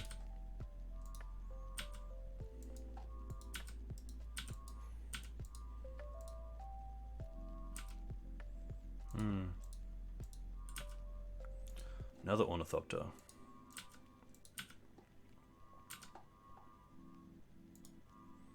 Scrib's interesting. I will attack first. What does Green Suns do here? It doesn't do a whole lot. I guess Hex Drink is interesting. Hex Drink is really interesting. Let's attack first.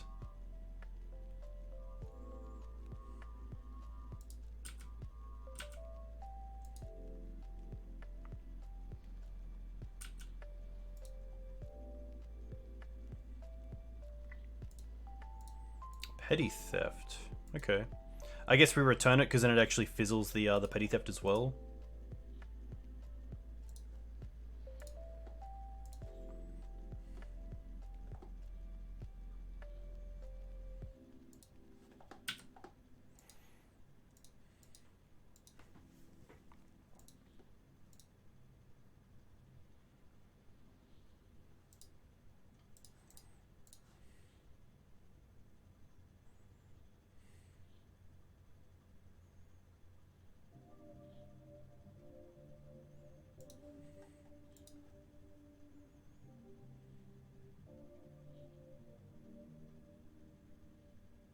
They're going to force Scrib Ranger. Okay.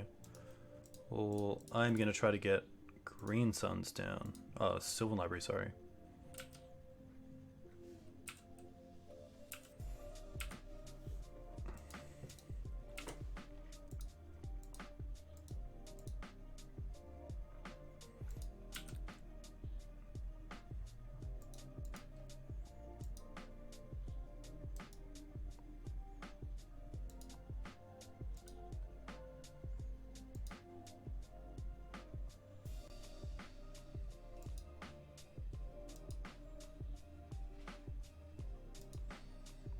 I wonder if they have the 5th land. Changeling Outcast, okay. Changeling Outcast, okay. Yep. It's a pretty good turn.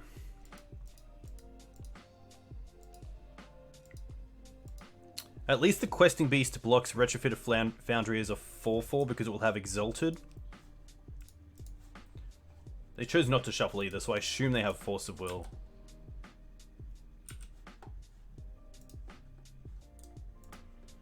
Put on top, put on top.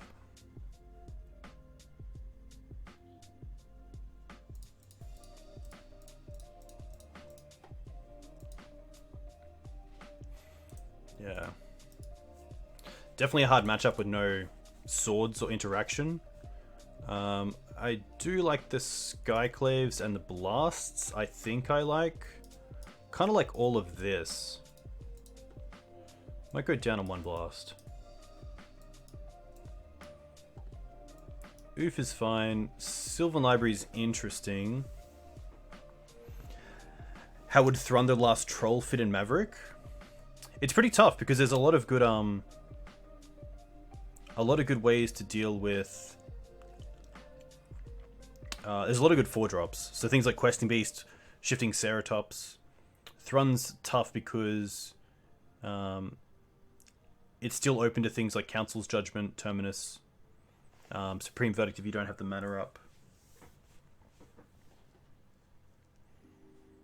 Hex is good. I'm going to trim on a library.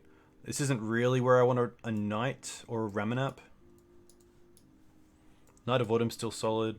I could see Thalia being trimmed. Gideon's actually pretty interesting, especially against Plague Engineer.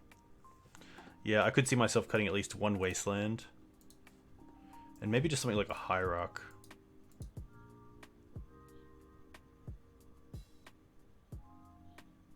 I don't mind this. I could see the extra blast coming in, but at least Swords deals with Changeling Outcast as well, which is nice.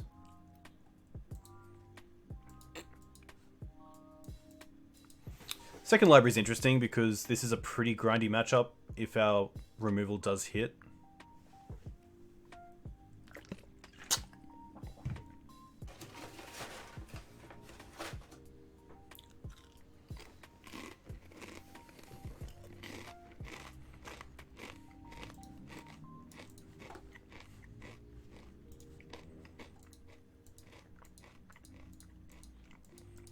Pretty medium hand.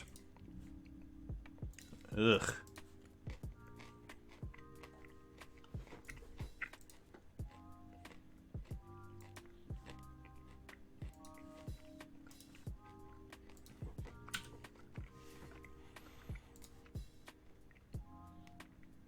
Pretty happy to build up my mana here. Go for a Taiga and then Green Suns.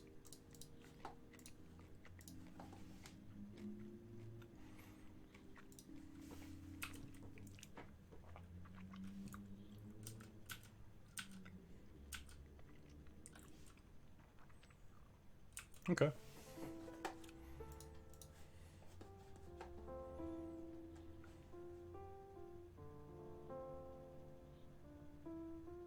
Ponder is not a shuffle. Nice.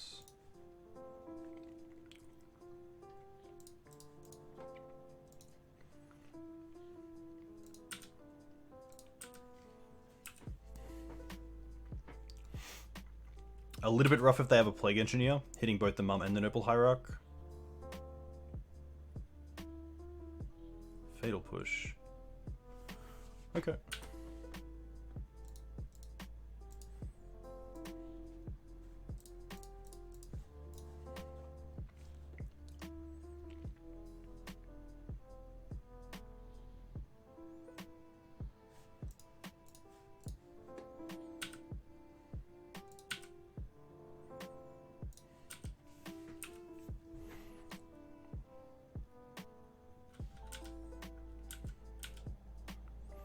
Yeah, they must have a good answer for the mum. Yeah.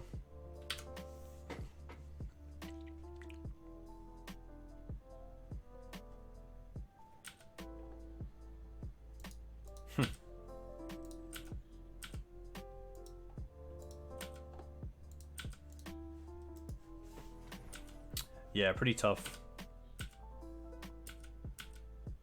Especially on a 5 for the, I guess it was a 6.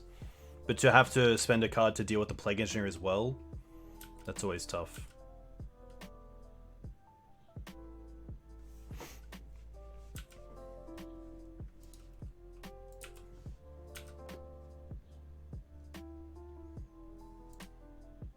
We do have some live draws. Strix is pretty good.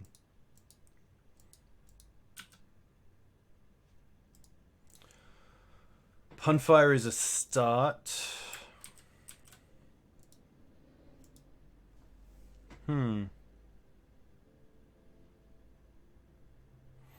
So I can either keep this for Plague Engineer. I think I kind of have to. I definitely don't mind attacking with the Knight. But I feel like if I attack with the Knight and they play the Baleful Strix, they don't have to play the Engineer until I play something. To be fair, we can attack with the Knight and then play Thalia and hold up Caracas.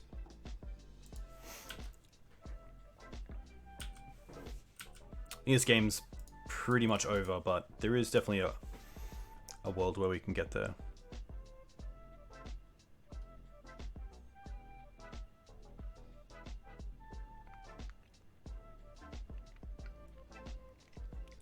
They're gonna force this. Interesting.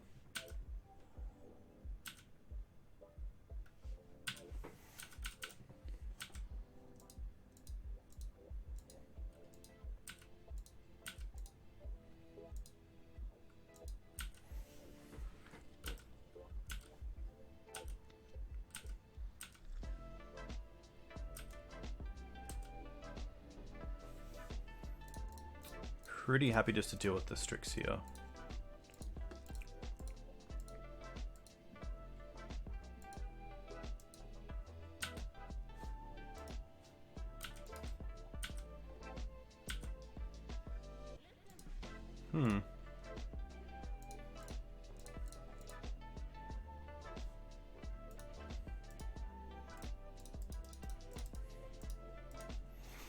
Don't mind going for Klothys here.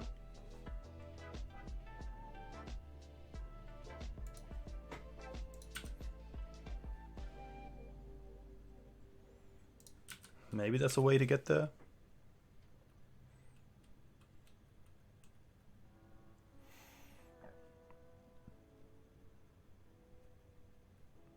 I guess they can still bounce it with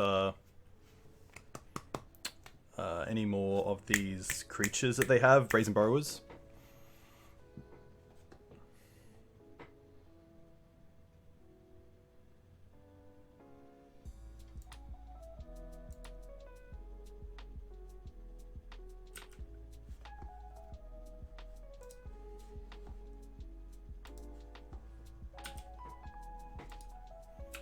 Happy just to pass with the Savannah in hand.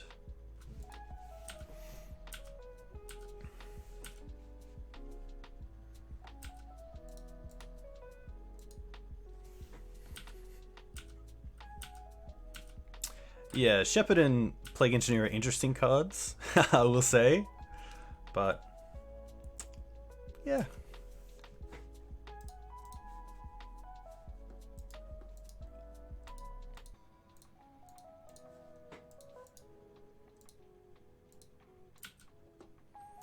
That definitely changes the clock.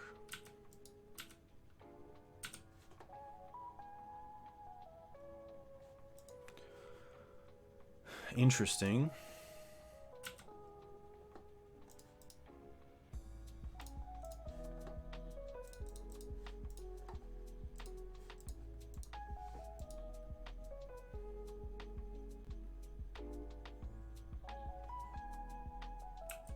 Interesting. They must have an answer for it.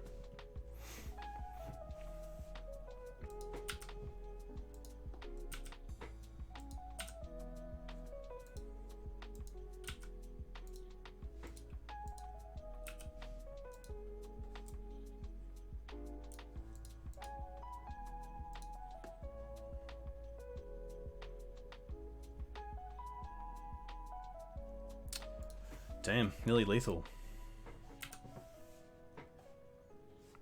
I guess we could draw into Questing Beast. I think that's the only way out. They're at 7. They take 6. That's not even an out.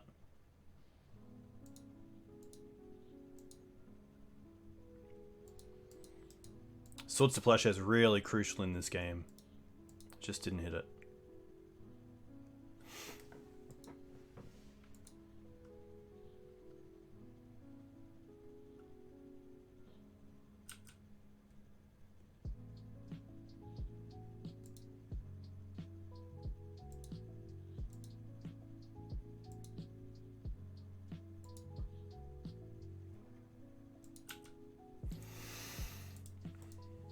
Nice. Ninja's definitely a tough matchup if you're playing fair. Really need to make sure you hit your Swords to Plowshares or some sort of removal to keep them off from being able to attack in. Rough.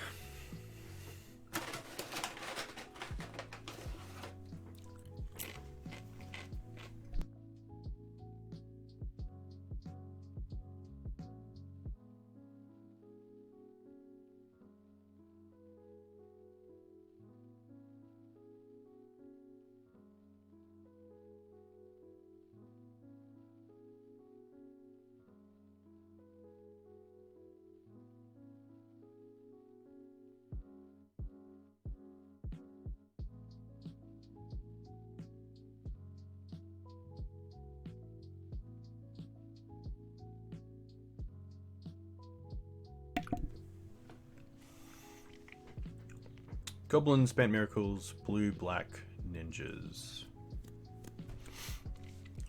I guess BANT is green. I was going to say we haven't played against the green deck yet, but BANT does get there.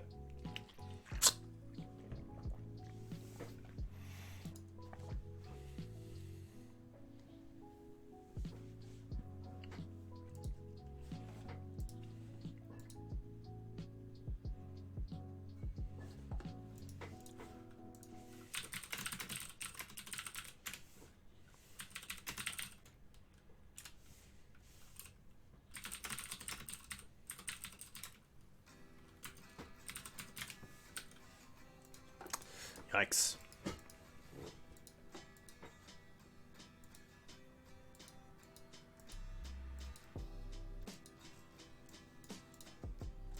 Really nice hand, just can't really cast anything. Yep. One of those nights. Okay. Okay. That's a start. Just hope it's not a Plague Engineer deck. Gonna keep this.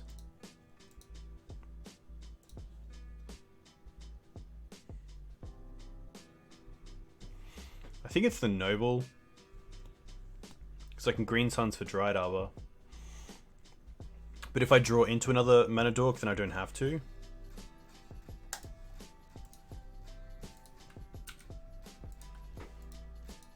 Bayou.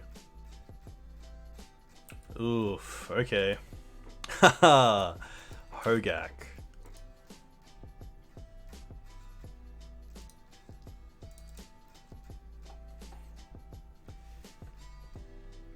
What benefit does red give Maverick compared to black? The big card is probably Klothys. As a threat, it's really nice because usually it lines up a little bit differently to how your opponents have to deal with your creatures. The blast effects are nice as well because out of the board, they allow you to play on the stack against some blue decks or just destroy things like Delver of Secrets or Uro, which is cool. And then the recursive removal in Punishing Fire can sometimes be good. Definitely depends on how the metagame is. So with Oko and Dreadhorde Arcanist as X3s, it obviously wasn't great, but since then, not too bad. I think it's in an okay position. I wouldn't say it's the greatest removal spell, but I'm definitely pretty happy to have it in the deck.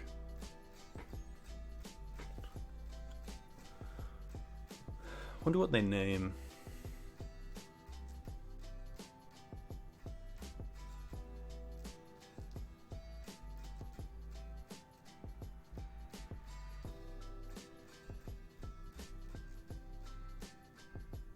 Stoneforge Mystic.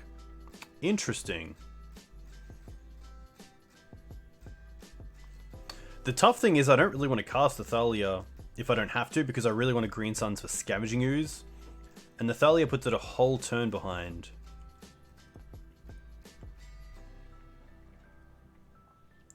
But at least the Green Sun Zenith only represents Scavenging Ooze, so if they do take it, I still have Ooze to draw into, or another Green Suns, which is really nice.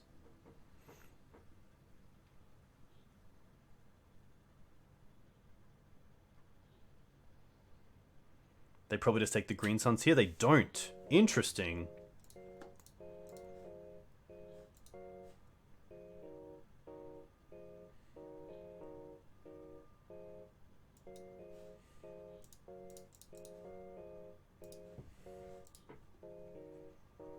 I actually don't mind attacking with Thalia here. Oh, with Mum. This can't block, so I feel like this is one free damage.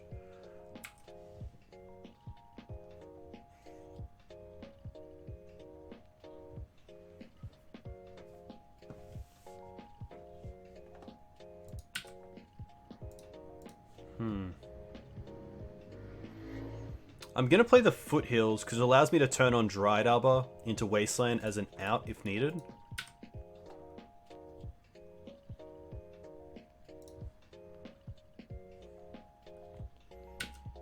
Gonna hold back the Mum for now.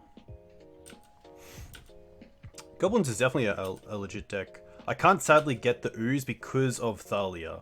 I do need one more turn. But my opponent hasn't actually gone after it yet, which is really interesting.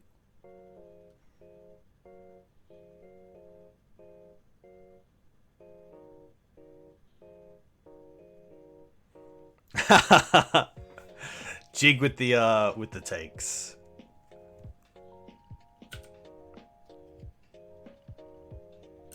Oh, they're gonna last untap. I don't agree with this, but maybe my opponent has some sort of hedge. I'm also just gonna get another Savannah. They don't know that we're on red yet, which isn't really relevant, but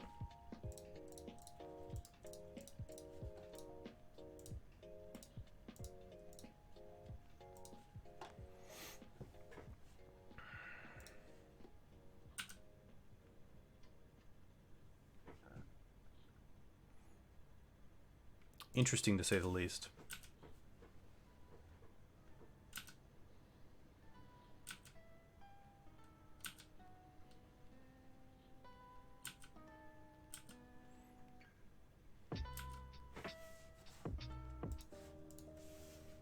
Dryad Arbor, okay. Opponent with 3 cards in hand.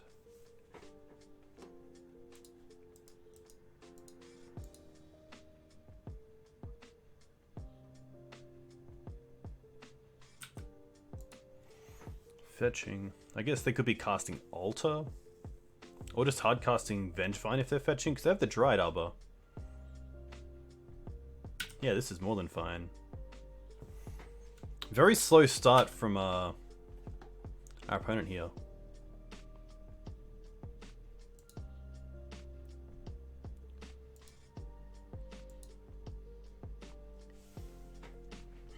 I think I'm happy just untapping, playing the Knight, and then holding up 2 green mana for the Ooze. Swords is pretty nice. I could also Wasteland them off the Bayou, but they still have the Dryad Arbor, so...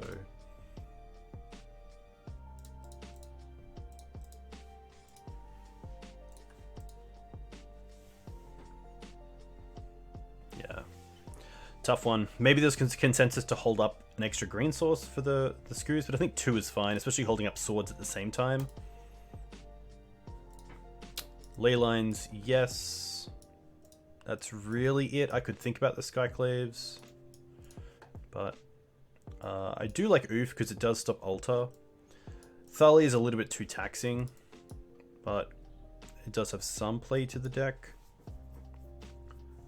I think in this matchup, I am just going to drop the Thalias. The ley lines definitely make it a lot easier, which is nice. Just got to hit them with a reasonable hand. Usually, if they're playing Force of Vigor, it's a bit easier for them to deal with, but if they're playing something like Assassin's Trophy, they do have to get there. Yeah, Canonist is actually pretty interesting. Maybe there is a world where I can drop down on Mana Dorks and bring in Canonist.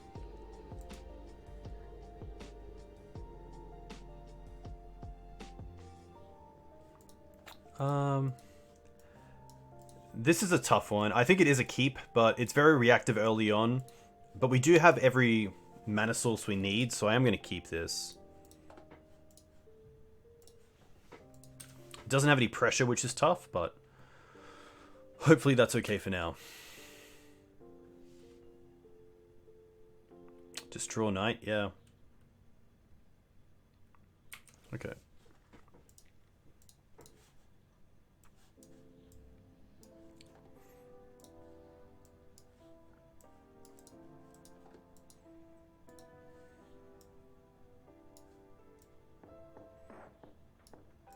Bridge and Altar. Well, that's two cards I'm very happy to see in exile. Scooz, okay. Probably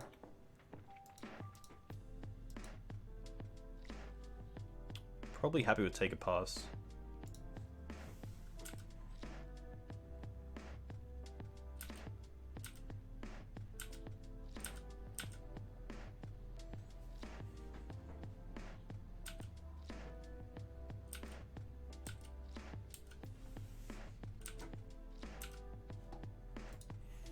There's Knight.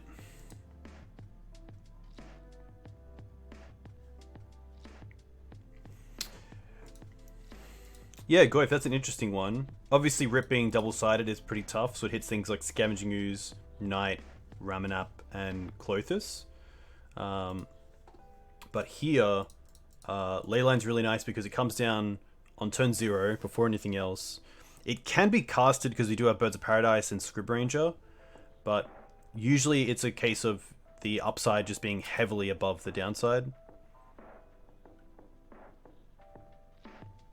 Like, I would probably expect some white decks, like maybe Death and Taxes, to bring in Rest in Peace against us.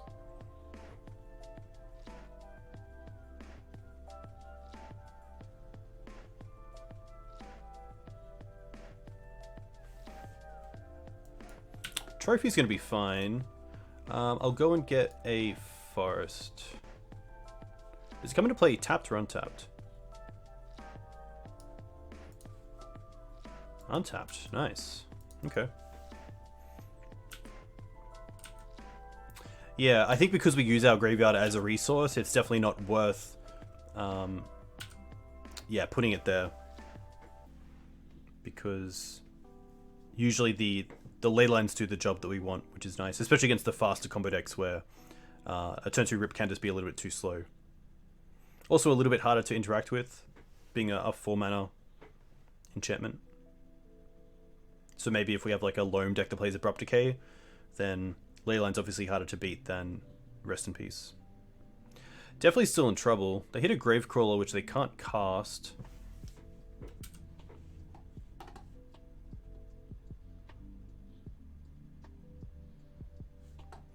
Gravecrawlers, if you have a zombie. Trophy on this, okay. Well, happy to eat the Gravecrawler first.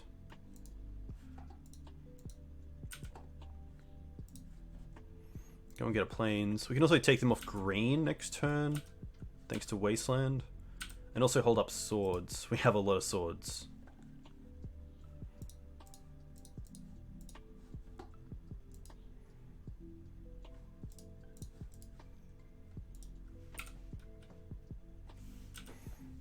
Cabal Therapy would be very strong.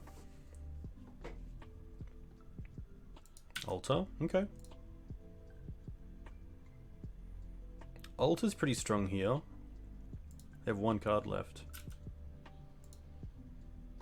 I think I'm actually going to draw a card here with Horizon Canopy if I don't draw anything.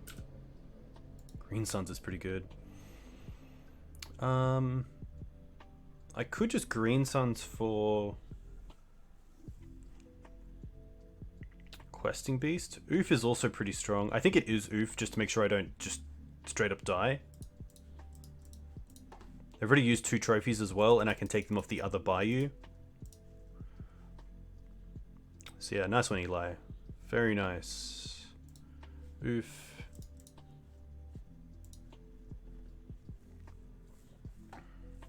Waste. Waste.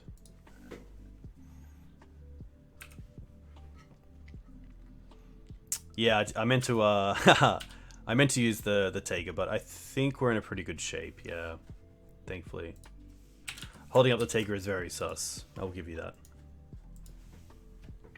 So we crawl back. But it's definitely been an uphill battle.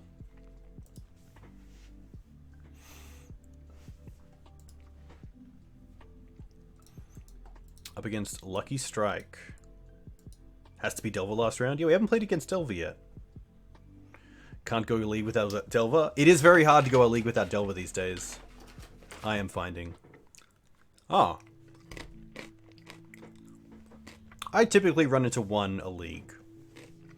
But I guess compared to Oko days, I found it a little bit higher, so yeah. It is pretty nice to see the meta so open. That's definitely a big tick up. I'm just going to keep this. Cradle's kind of dead, but we have some interaction against multiple varieties of decks, so.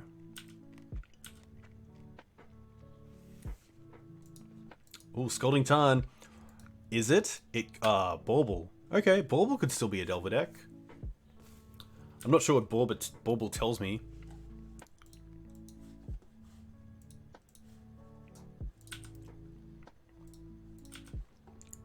Probably Miracles? Yeah, okay.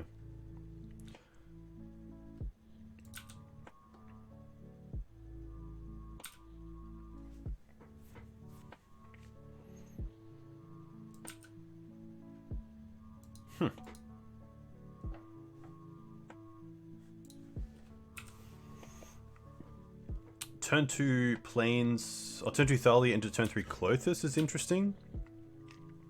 That's the Miracles Island. That is probably the, yeah, yeah. Definitely looks like that's actually a pretty nice island. And a pretty nice Plains as well. They chose not to shuffle, that's pretty interesting. Alright. Second sword, not really what I want, but beggars can't be choosers. Thalia resolving is pretty nice.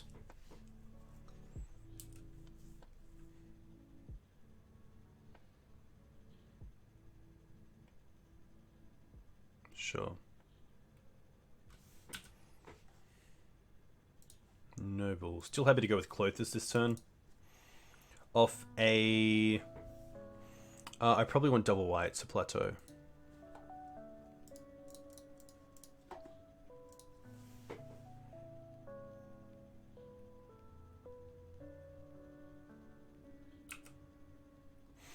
There's some consideration to play like a knight there to bait a force if they don't want to keep a threat off the board, but it's just so nice if we get it into play.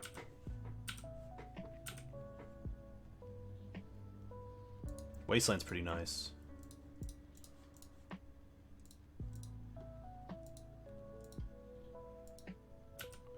You can float white all you like. Oh no! Went all the way to my main phase. I thought it was going to go to attack step, but maybe it just doesn't when I have creatures. Yikes. Big yikes.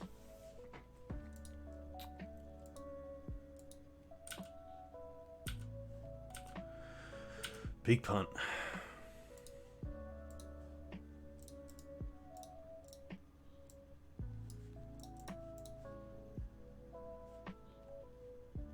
When I don't have creatures? Okay. I guess I typically always have creatures, so that's fair. Snap into swords is pretty good.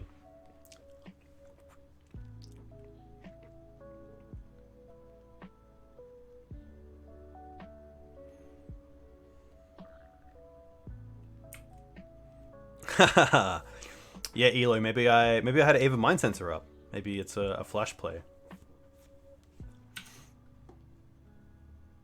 Opponent's still missing land drops, which is good for us. But we're also hitting them, which I don't really want to be doing at this stage of the game.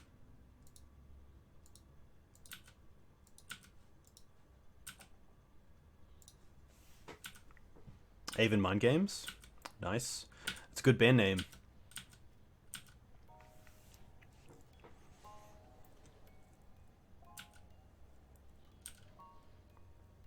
Yeah, this looks like a pretty traditional blue-white Miracles deck. We haven't seen a third color yet, but I'm not sure if the bauble means that they're playing just a hard sort of control deck.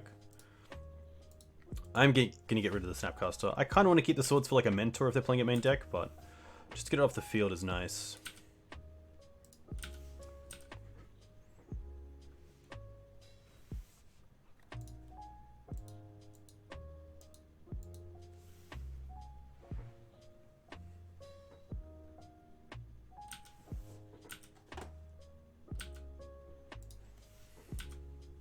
It's probably one of the last lands that I play.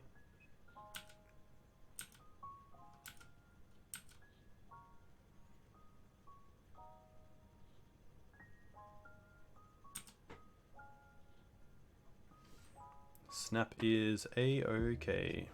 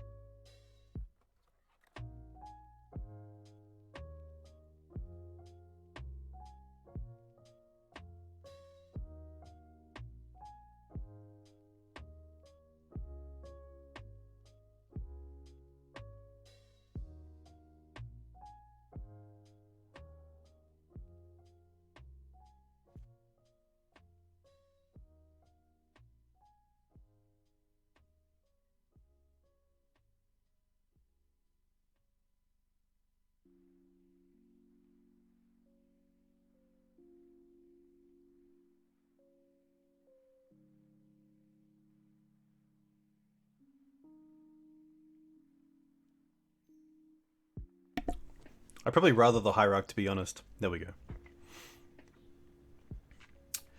Yeah, look at boring. That is just a downside of playing a deck like Maverick. Just gotta take whatever you draw, you draw. There we go. I guess we'll give it one more turn. Maybe Questing Beast on top. Well, Punishing Fire wouldn't be too bad, especially with Grove. I probably also want to Swords the Snap here, because then I can attack for 1 and Punishing Fire it if I do.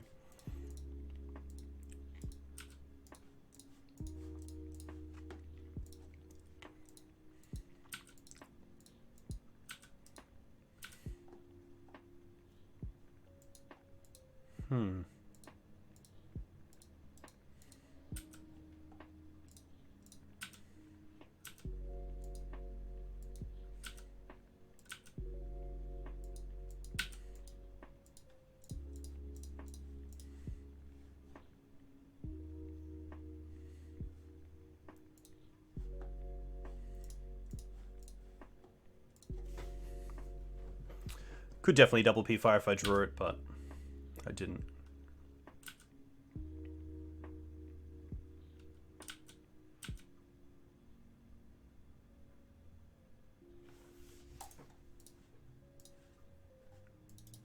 There's definitely outs there, but it's gonna be tough.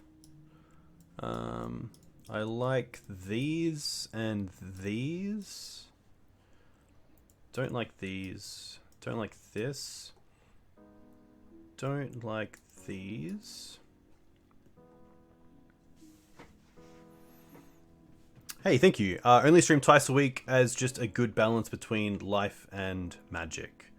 I usually have one other half night that I put into doing a YouTube recording for my YouTube content, but otherwise, yeah, twice a week is kind of cool.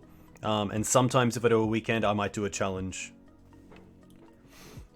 I don't think I want the Canonist. It does interact with Snapcaster Mage, but that's about it. I think I'd rather attack them on a different axis. I can definitely cut Dorks. That's a great one, Alex. I can definitely cut Cradle and a Wasteland. Probably something like this. I don't mind this change. Ramanap's interesting, but I think at least Ramanap has Canopy or Get Back Grove or something. Yeah.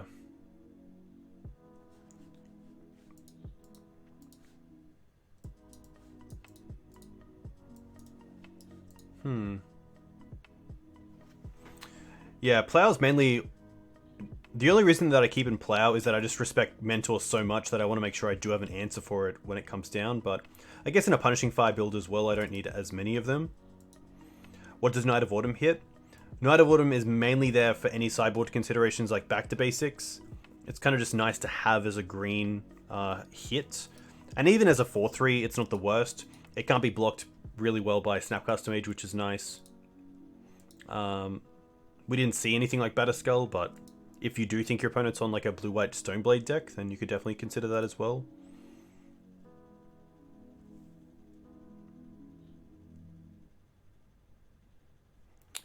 Yeah, and at least with like Swords is only good against creatures. At least Punishing Fire can hit Planeswalkers and players. At least Skyclave can hit other permanents, so cutting Swords definitely makes a lot of sense. Might just be another Knight. I think this is fine. Would love to play first. It's a hand, but by turn 3 my opponent's setting up enough, so I have to mulligan and really try to get under them with a hand like this. I love this hand. I'll keep this, and I think I'll just bottom the Knight, but it's interesting because if the Teeg resolves, then Green Suns is pretty good. It might just be a land that I drop here. We have a few turns to draw into multiple lands, so... Just gonna go for Savannah into Mum. I'm just not a fan of a Maverick hand that doesn't do anything until turn 3. That's my only consideration. I really want to have like a turn 2 Thalia. It only gets worse if it's like a Thalia coming down turn 4 isn't that great. By turn 3 I probably want to be multi-spelling in a turn. Because my opponent, if they just start forcing things or counter-spelling things, then it's going to be pretty tough. They brainstormed, which is interesting, and they don't have a white mana up, so... That's something. Really aggressive brainstorm.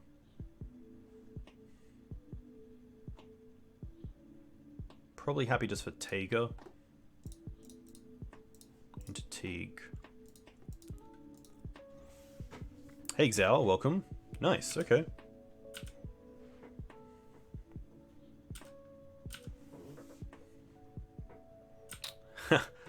Stopping on draw.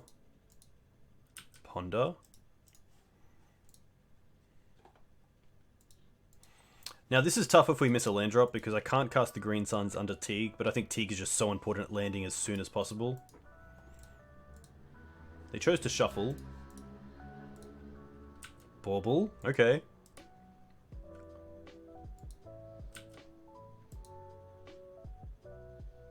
Land, okay, that's fine.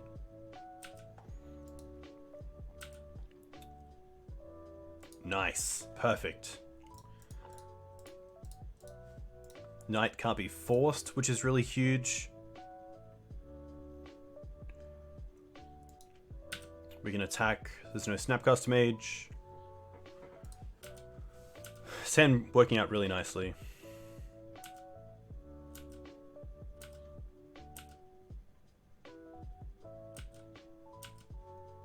Yeah, turn 1 Brainstorm's very interesting.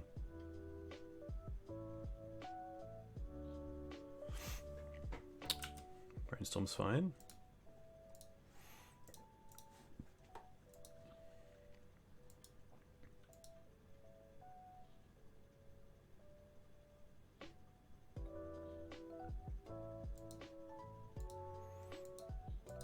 Land. Would you attack into possible Snapcasters too? I think here, because of where I am, unless I draw like Caracas, I don't. I think here I'm happy just to attack with the Knight. Because I don't want to go like Snapcaster, block, give pro, and then untap and then it swords the Gaddock Teeg. The Gaddock Teeg is really keeping this glass house together right now, so I'm not in too big of a rush, which is nice. I could see just an attack with Knight and then playing the Knight of Autumn as a 4/3.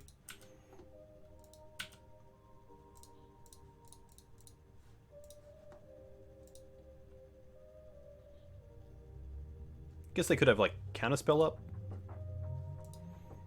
But having 2 threats is really nice, especially with Mum and Thalia and Gaddock Teeg down.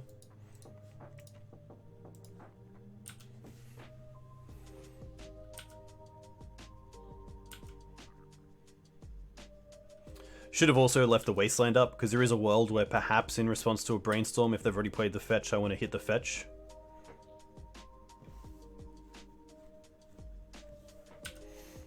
Snap Ponder? Yeah, it's very true, Jack. That's a great point. I should have played the Knight of Autumn in my main phase 1 to see if they would counter it, because then they tap out, and then I can see if I can or can't attack with the Gaddock Teeg.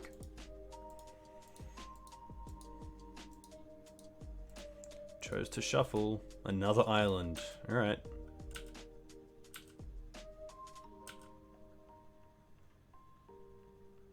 Windswept Heath. That's relevant.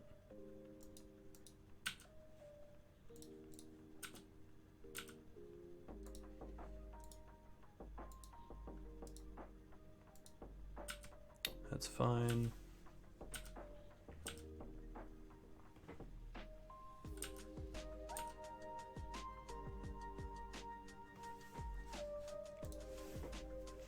Yeah, MTGO Teeg just too good. I'm going to assume that Teeg turned off some amount of forces, seeing how my opponent was hovering over my threats before I cast them.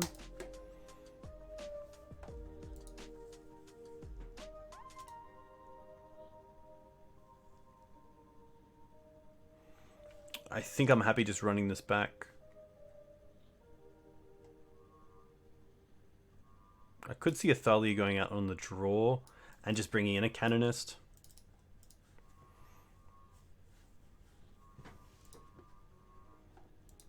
Canonist is also pretty strong with Pyroblast in the deck. It means they can't actually counter back.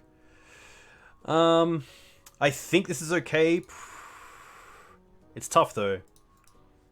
But I think we're just going to go turn 1 Hierarch, depending on what our opponent does. Bauble.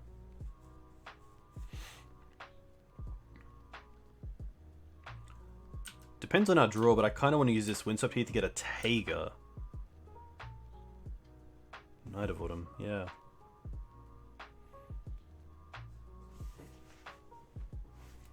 Yeah, I think getting Taiga is best, and then going Noble Hierarch. It does make some of our draws a little bit awkward, but I think just having Pyroblast up from turn 2 is pretty strong.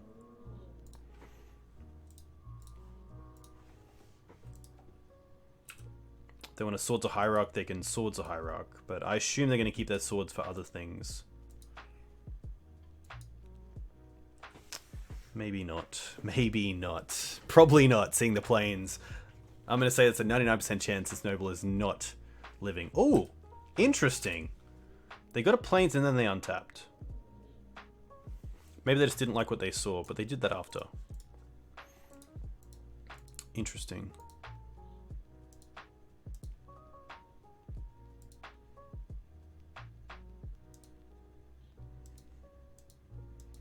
Very interesting. Bird.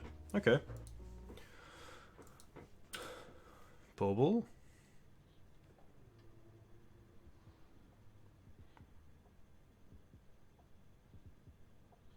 Okay. I definitely like getting down Mum. And then Wasteland Pass with Pyroblast up.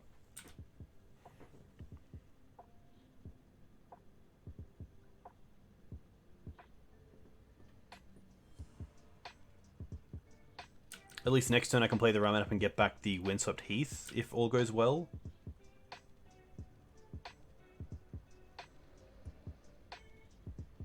They're going to predict themselves. I don't think I want to fight over this. I really want to fight over Planeswalkers.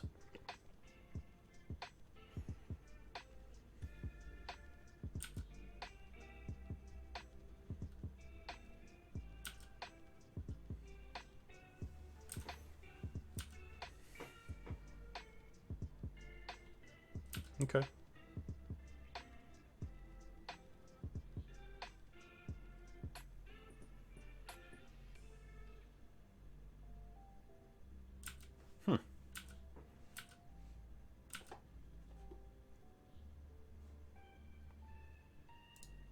I don't want to Green Suns just yet. This is actually a little bit awkward because I kind of want to cast the Ramen up, but I also want to hold up Pyroblast, so...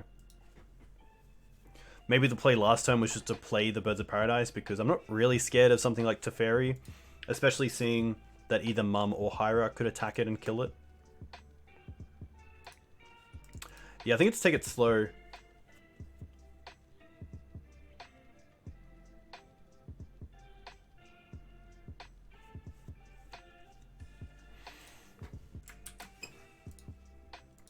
They didn't have swords.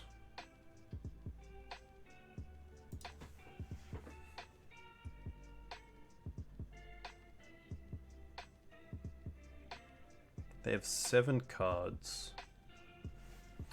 Actually, I don't mind going for Teeg here. I think it buys us a lot of time if it does resolve, especially having the Mum out.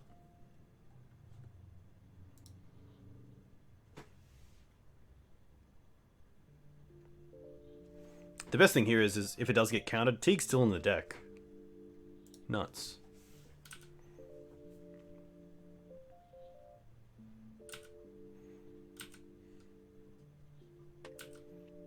That makes this a little bit easier.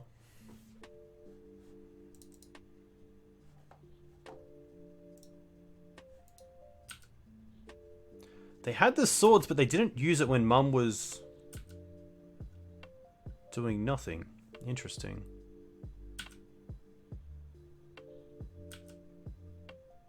Do they have Terminus as well? Okay, that's fine. Pretty much a 3 for 3 anyway. Yeah, probably one of the more happy Terminus trades that I'm okay with.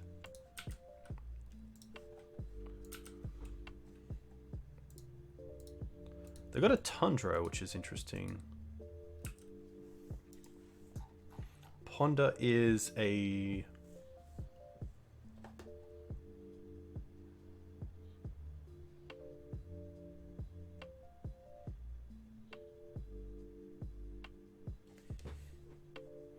They have 3 cards left.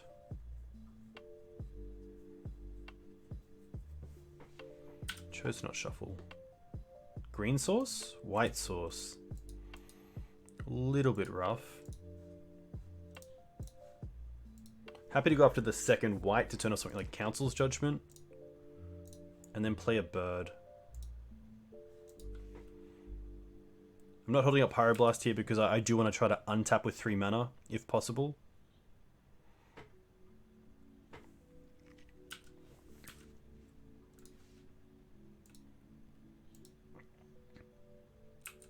Predict.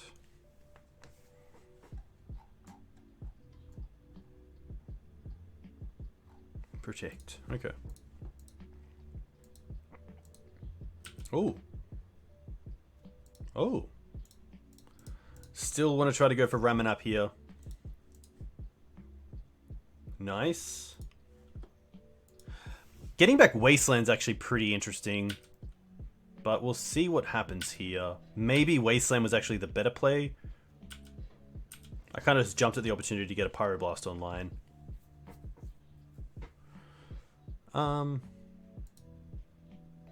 Yep. There's some thought to Pyroblasting this if it represents a Swords to Plowshares on the Ramanap.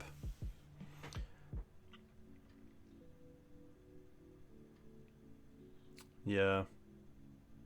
I would love them to see, like, maybe Teferi try to bounce.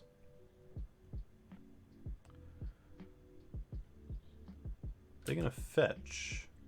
Okay.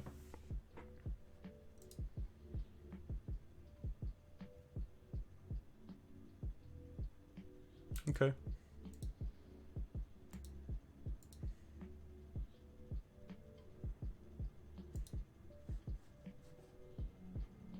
Ponder chose not to shuffle. Okay, nice. Wow. Huh, okay. Get back Wasteland. Happy to attack here for 2.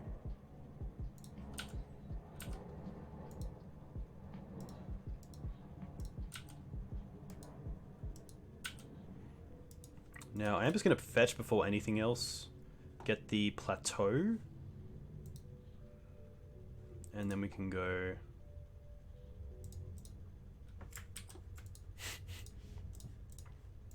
Klothys.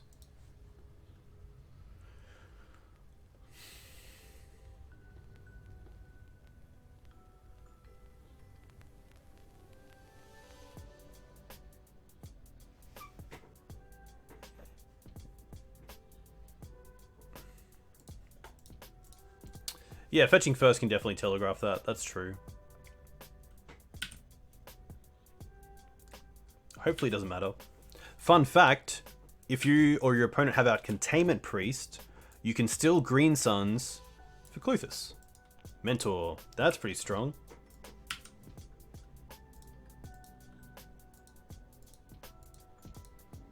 But is it strong enough? That's the question.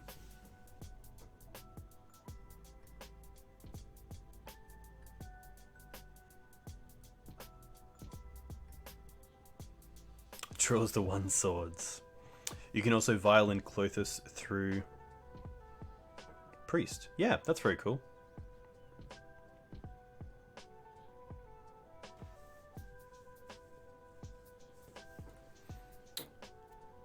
Lucky Strike. Opponent having a good think. Nothing in chat.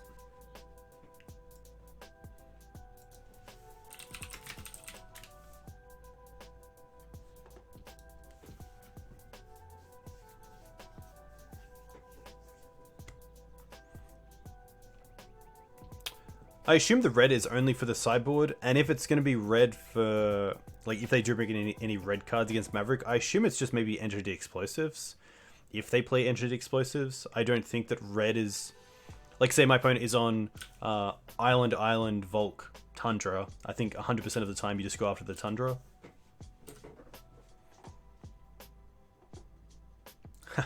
Punishing Fire also pretty good. Probably take out Terminus. The double swords are there. I guess I don't have to worry about Mystic Sanctuary just yet, so I think we'll just take out his swords.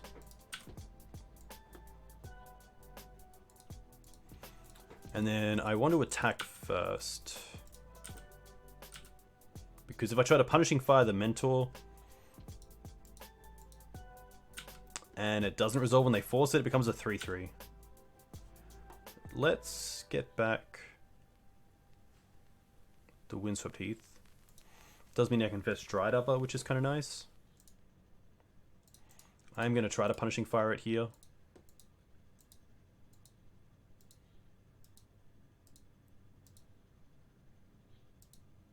Force.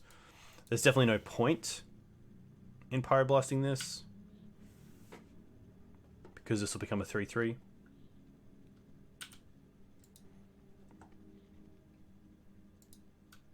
Play another Reliquary first. Matsol, that's why you're here. I should definitely bait with the Knight. Probably still okay here.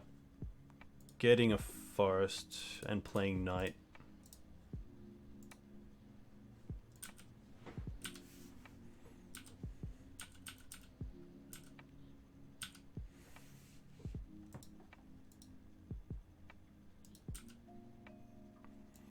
Snap Swords is pretty good.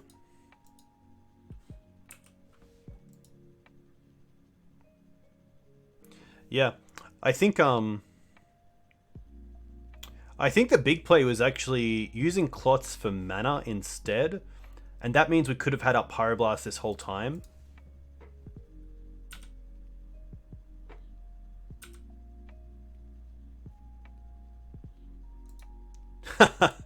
Okay, I guess we can see if that helps. Let's go after Terminus. Play the Windswept Heath. Play Choke. Nothing. Okay.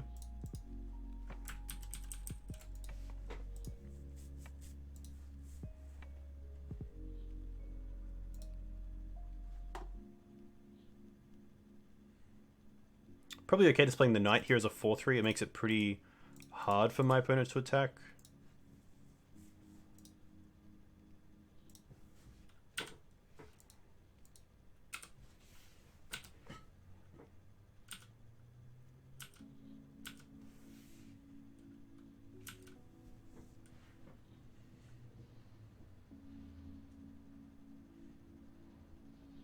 Terminus. Well, this is fine. I don't think they cast this. They do. Interesting. Interesting. I didn't expect them to Terminus. I thought they might be able to get there with just land drops and something. Maybe not. I mean, we get to keep the Klothys and the choke, so I'm pretty happy with this.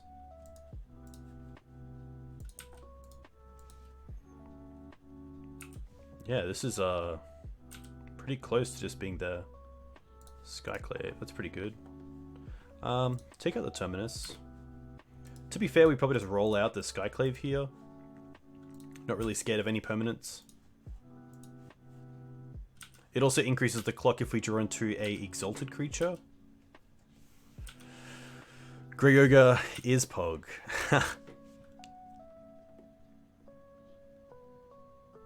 Yeah. Rough. So we get the 3-2, which is nice, but Goblins and Ninjas, too good for us. Which is funny because I thought the creature matchups would be the easier ones with Punishing Maverick put together instead of getting up against the Miracles decks. Yeah, Ninjas is tough. Ninjas is really tough if you don't have interaction with their creatures, 100%. Goblins still pretty tough. They can just go wide, which is what can obviously happen. And even if their mana denial strategy can really hurt Punishing Mav. Do I want to run it back? I don't want to run it back, unfortunately. But very, very cool. Yeah, Lucky's pretty good. I guess you need Maze. I guess you got Maze of Ith. That's probably your best card against Lucky turn 1 if you have like Crop into Maze. But even then, it can be pretty tough. Yeah, I think Punishing Mav is in a decent position. I played Abzan last weekend and enjoyed it, but I definitely miss playing with cards like Klothys. Let's go back to Decktech. There we go. Yeah, playing with cards like Klothys is really strong. I find that a lot of the decks that it's really good against now have a few answers. Things like Brazen Borrower, Council's Judgment, Teferi, but most of the time it does its work and goes the long yard. Punishing Fire, I'm still okay with. I think it's a fine removal spell, but it's no Lightning Bolt, of course, but I still think it's fine as a 3 split with Swords to Plowshares. I think that's okay. There's a Legacy PTQ on today. Very cool. It is in...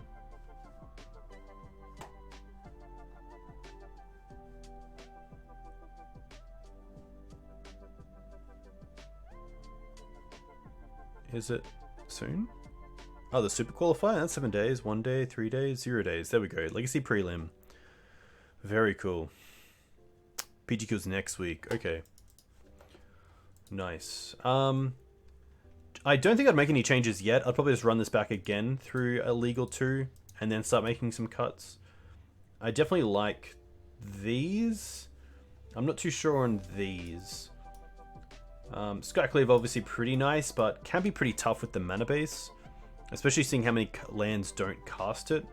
And especially if I'm not needing it for things like Jace because of the blast effects, then maybe this could just be additional removal in something like Path to Exile, which is interesting, especially as 1 mana removal. Or a sweeper. It would be nice to have an actual sweeper in something like Blazing Volley or Fiery Justice, which I see in a few lists, which doesn't affect our side of the board, which is nice, but we'll see. I'm going to quickly see who else is streaming Legacy and send you guys over there.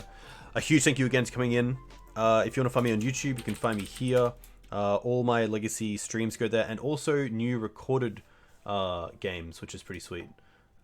Which is only for YouTube. I'll have a Humans one up pretty soon. Eli, a huge thank you. Really nice to have you in here. Always enjoy seeing your lines because traditionally they're a little bit better sometimes, which is nice.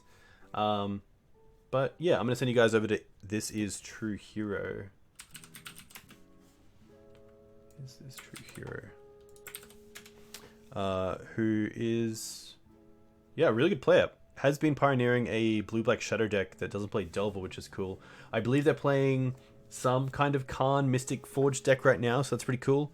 But I'll be back on Monday morning my time for the Legacy Challenge, which should be pretty fun. Hopefully see some of you there.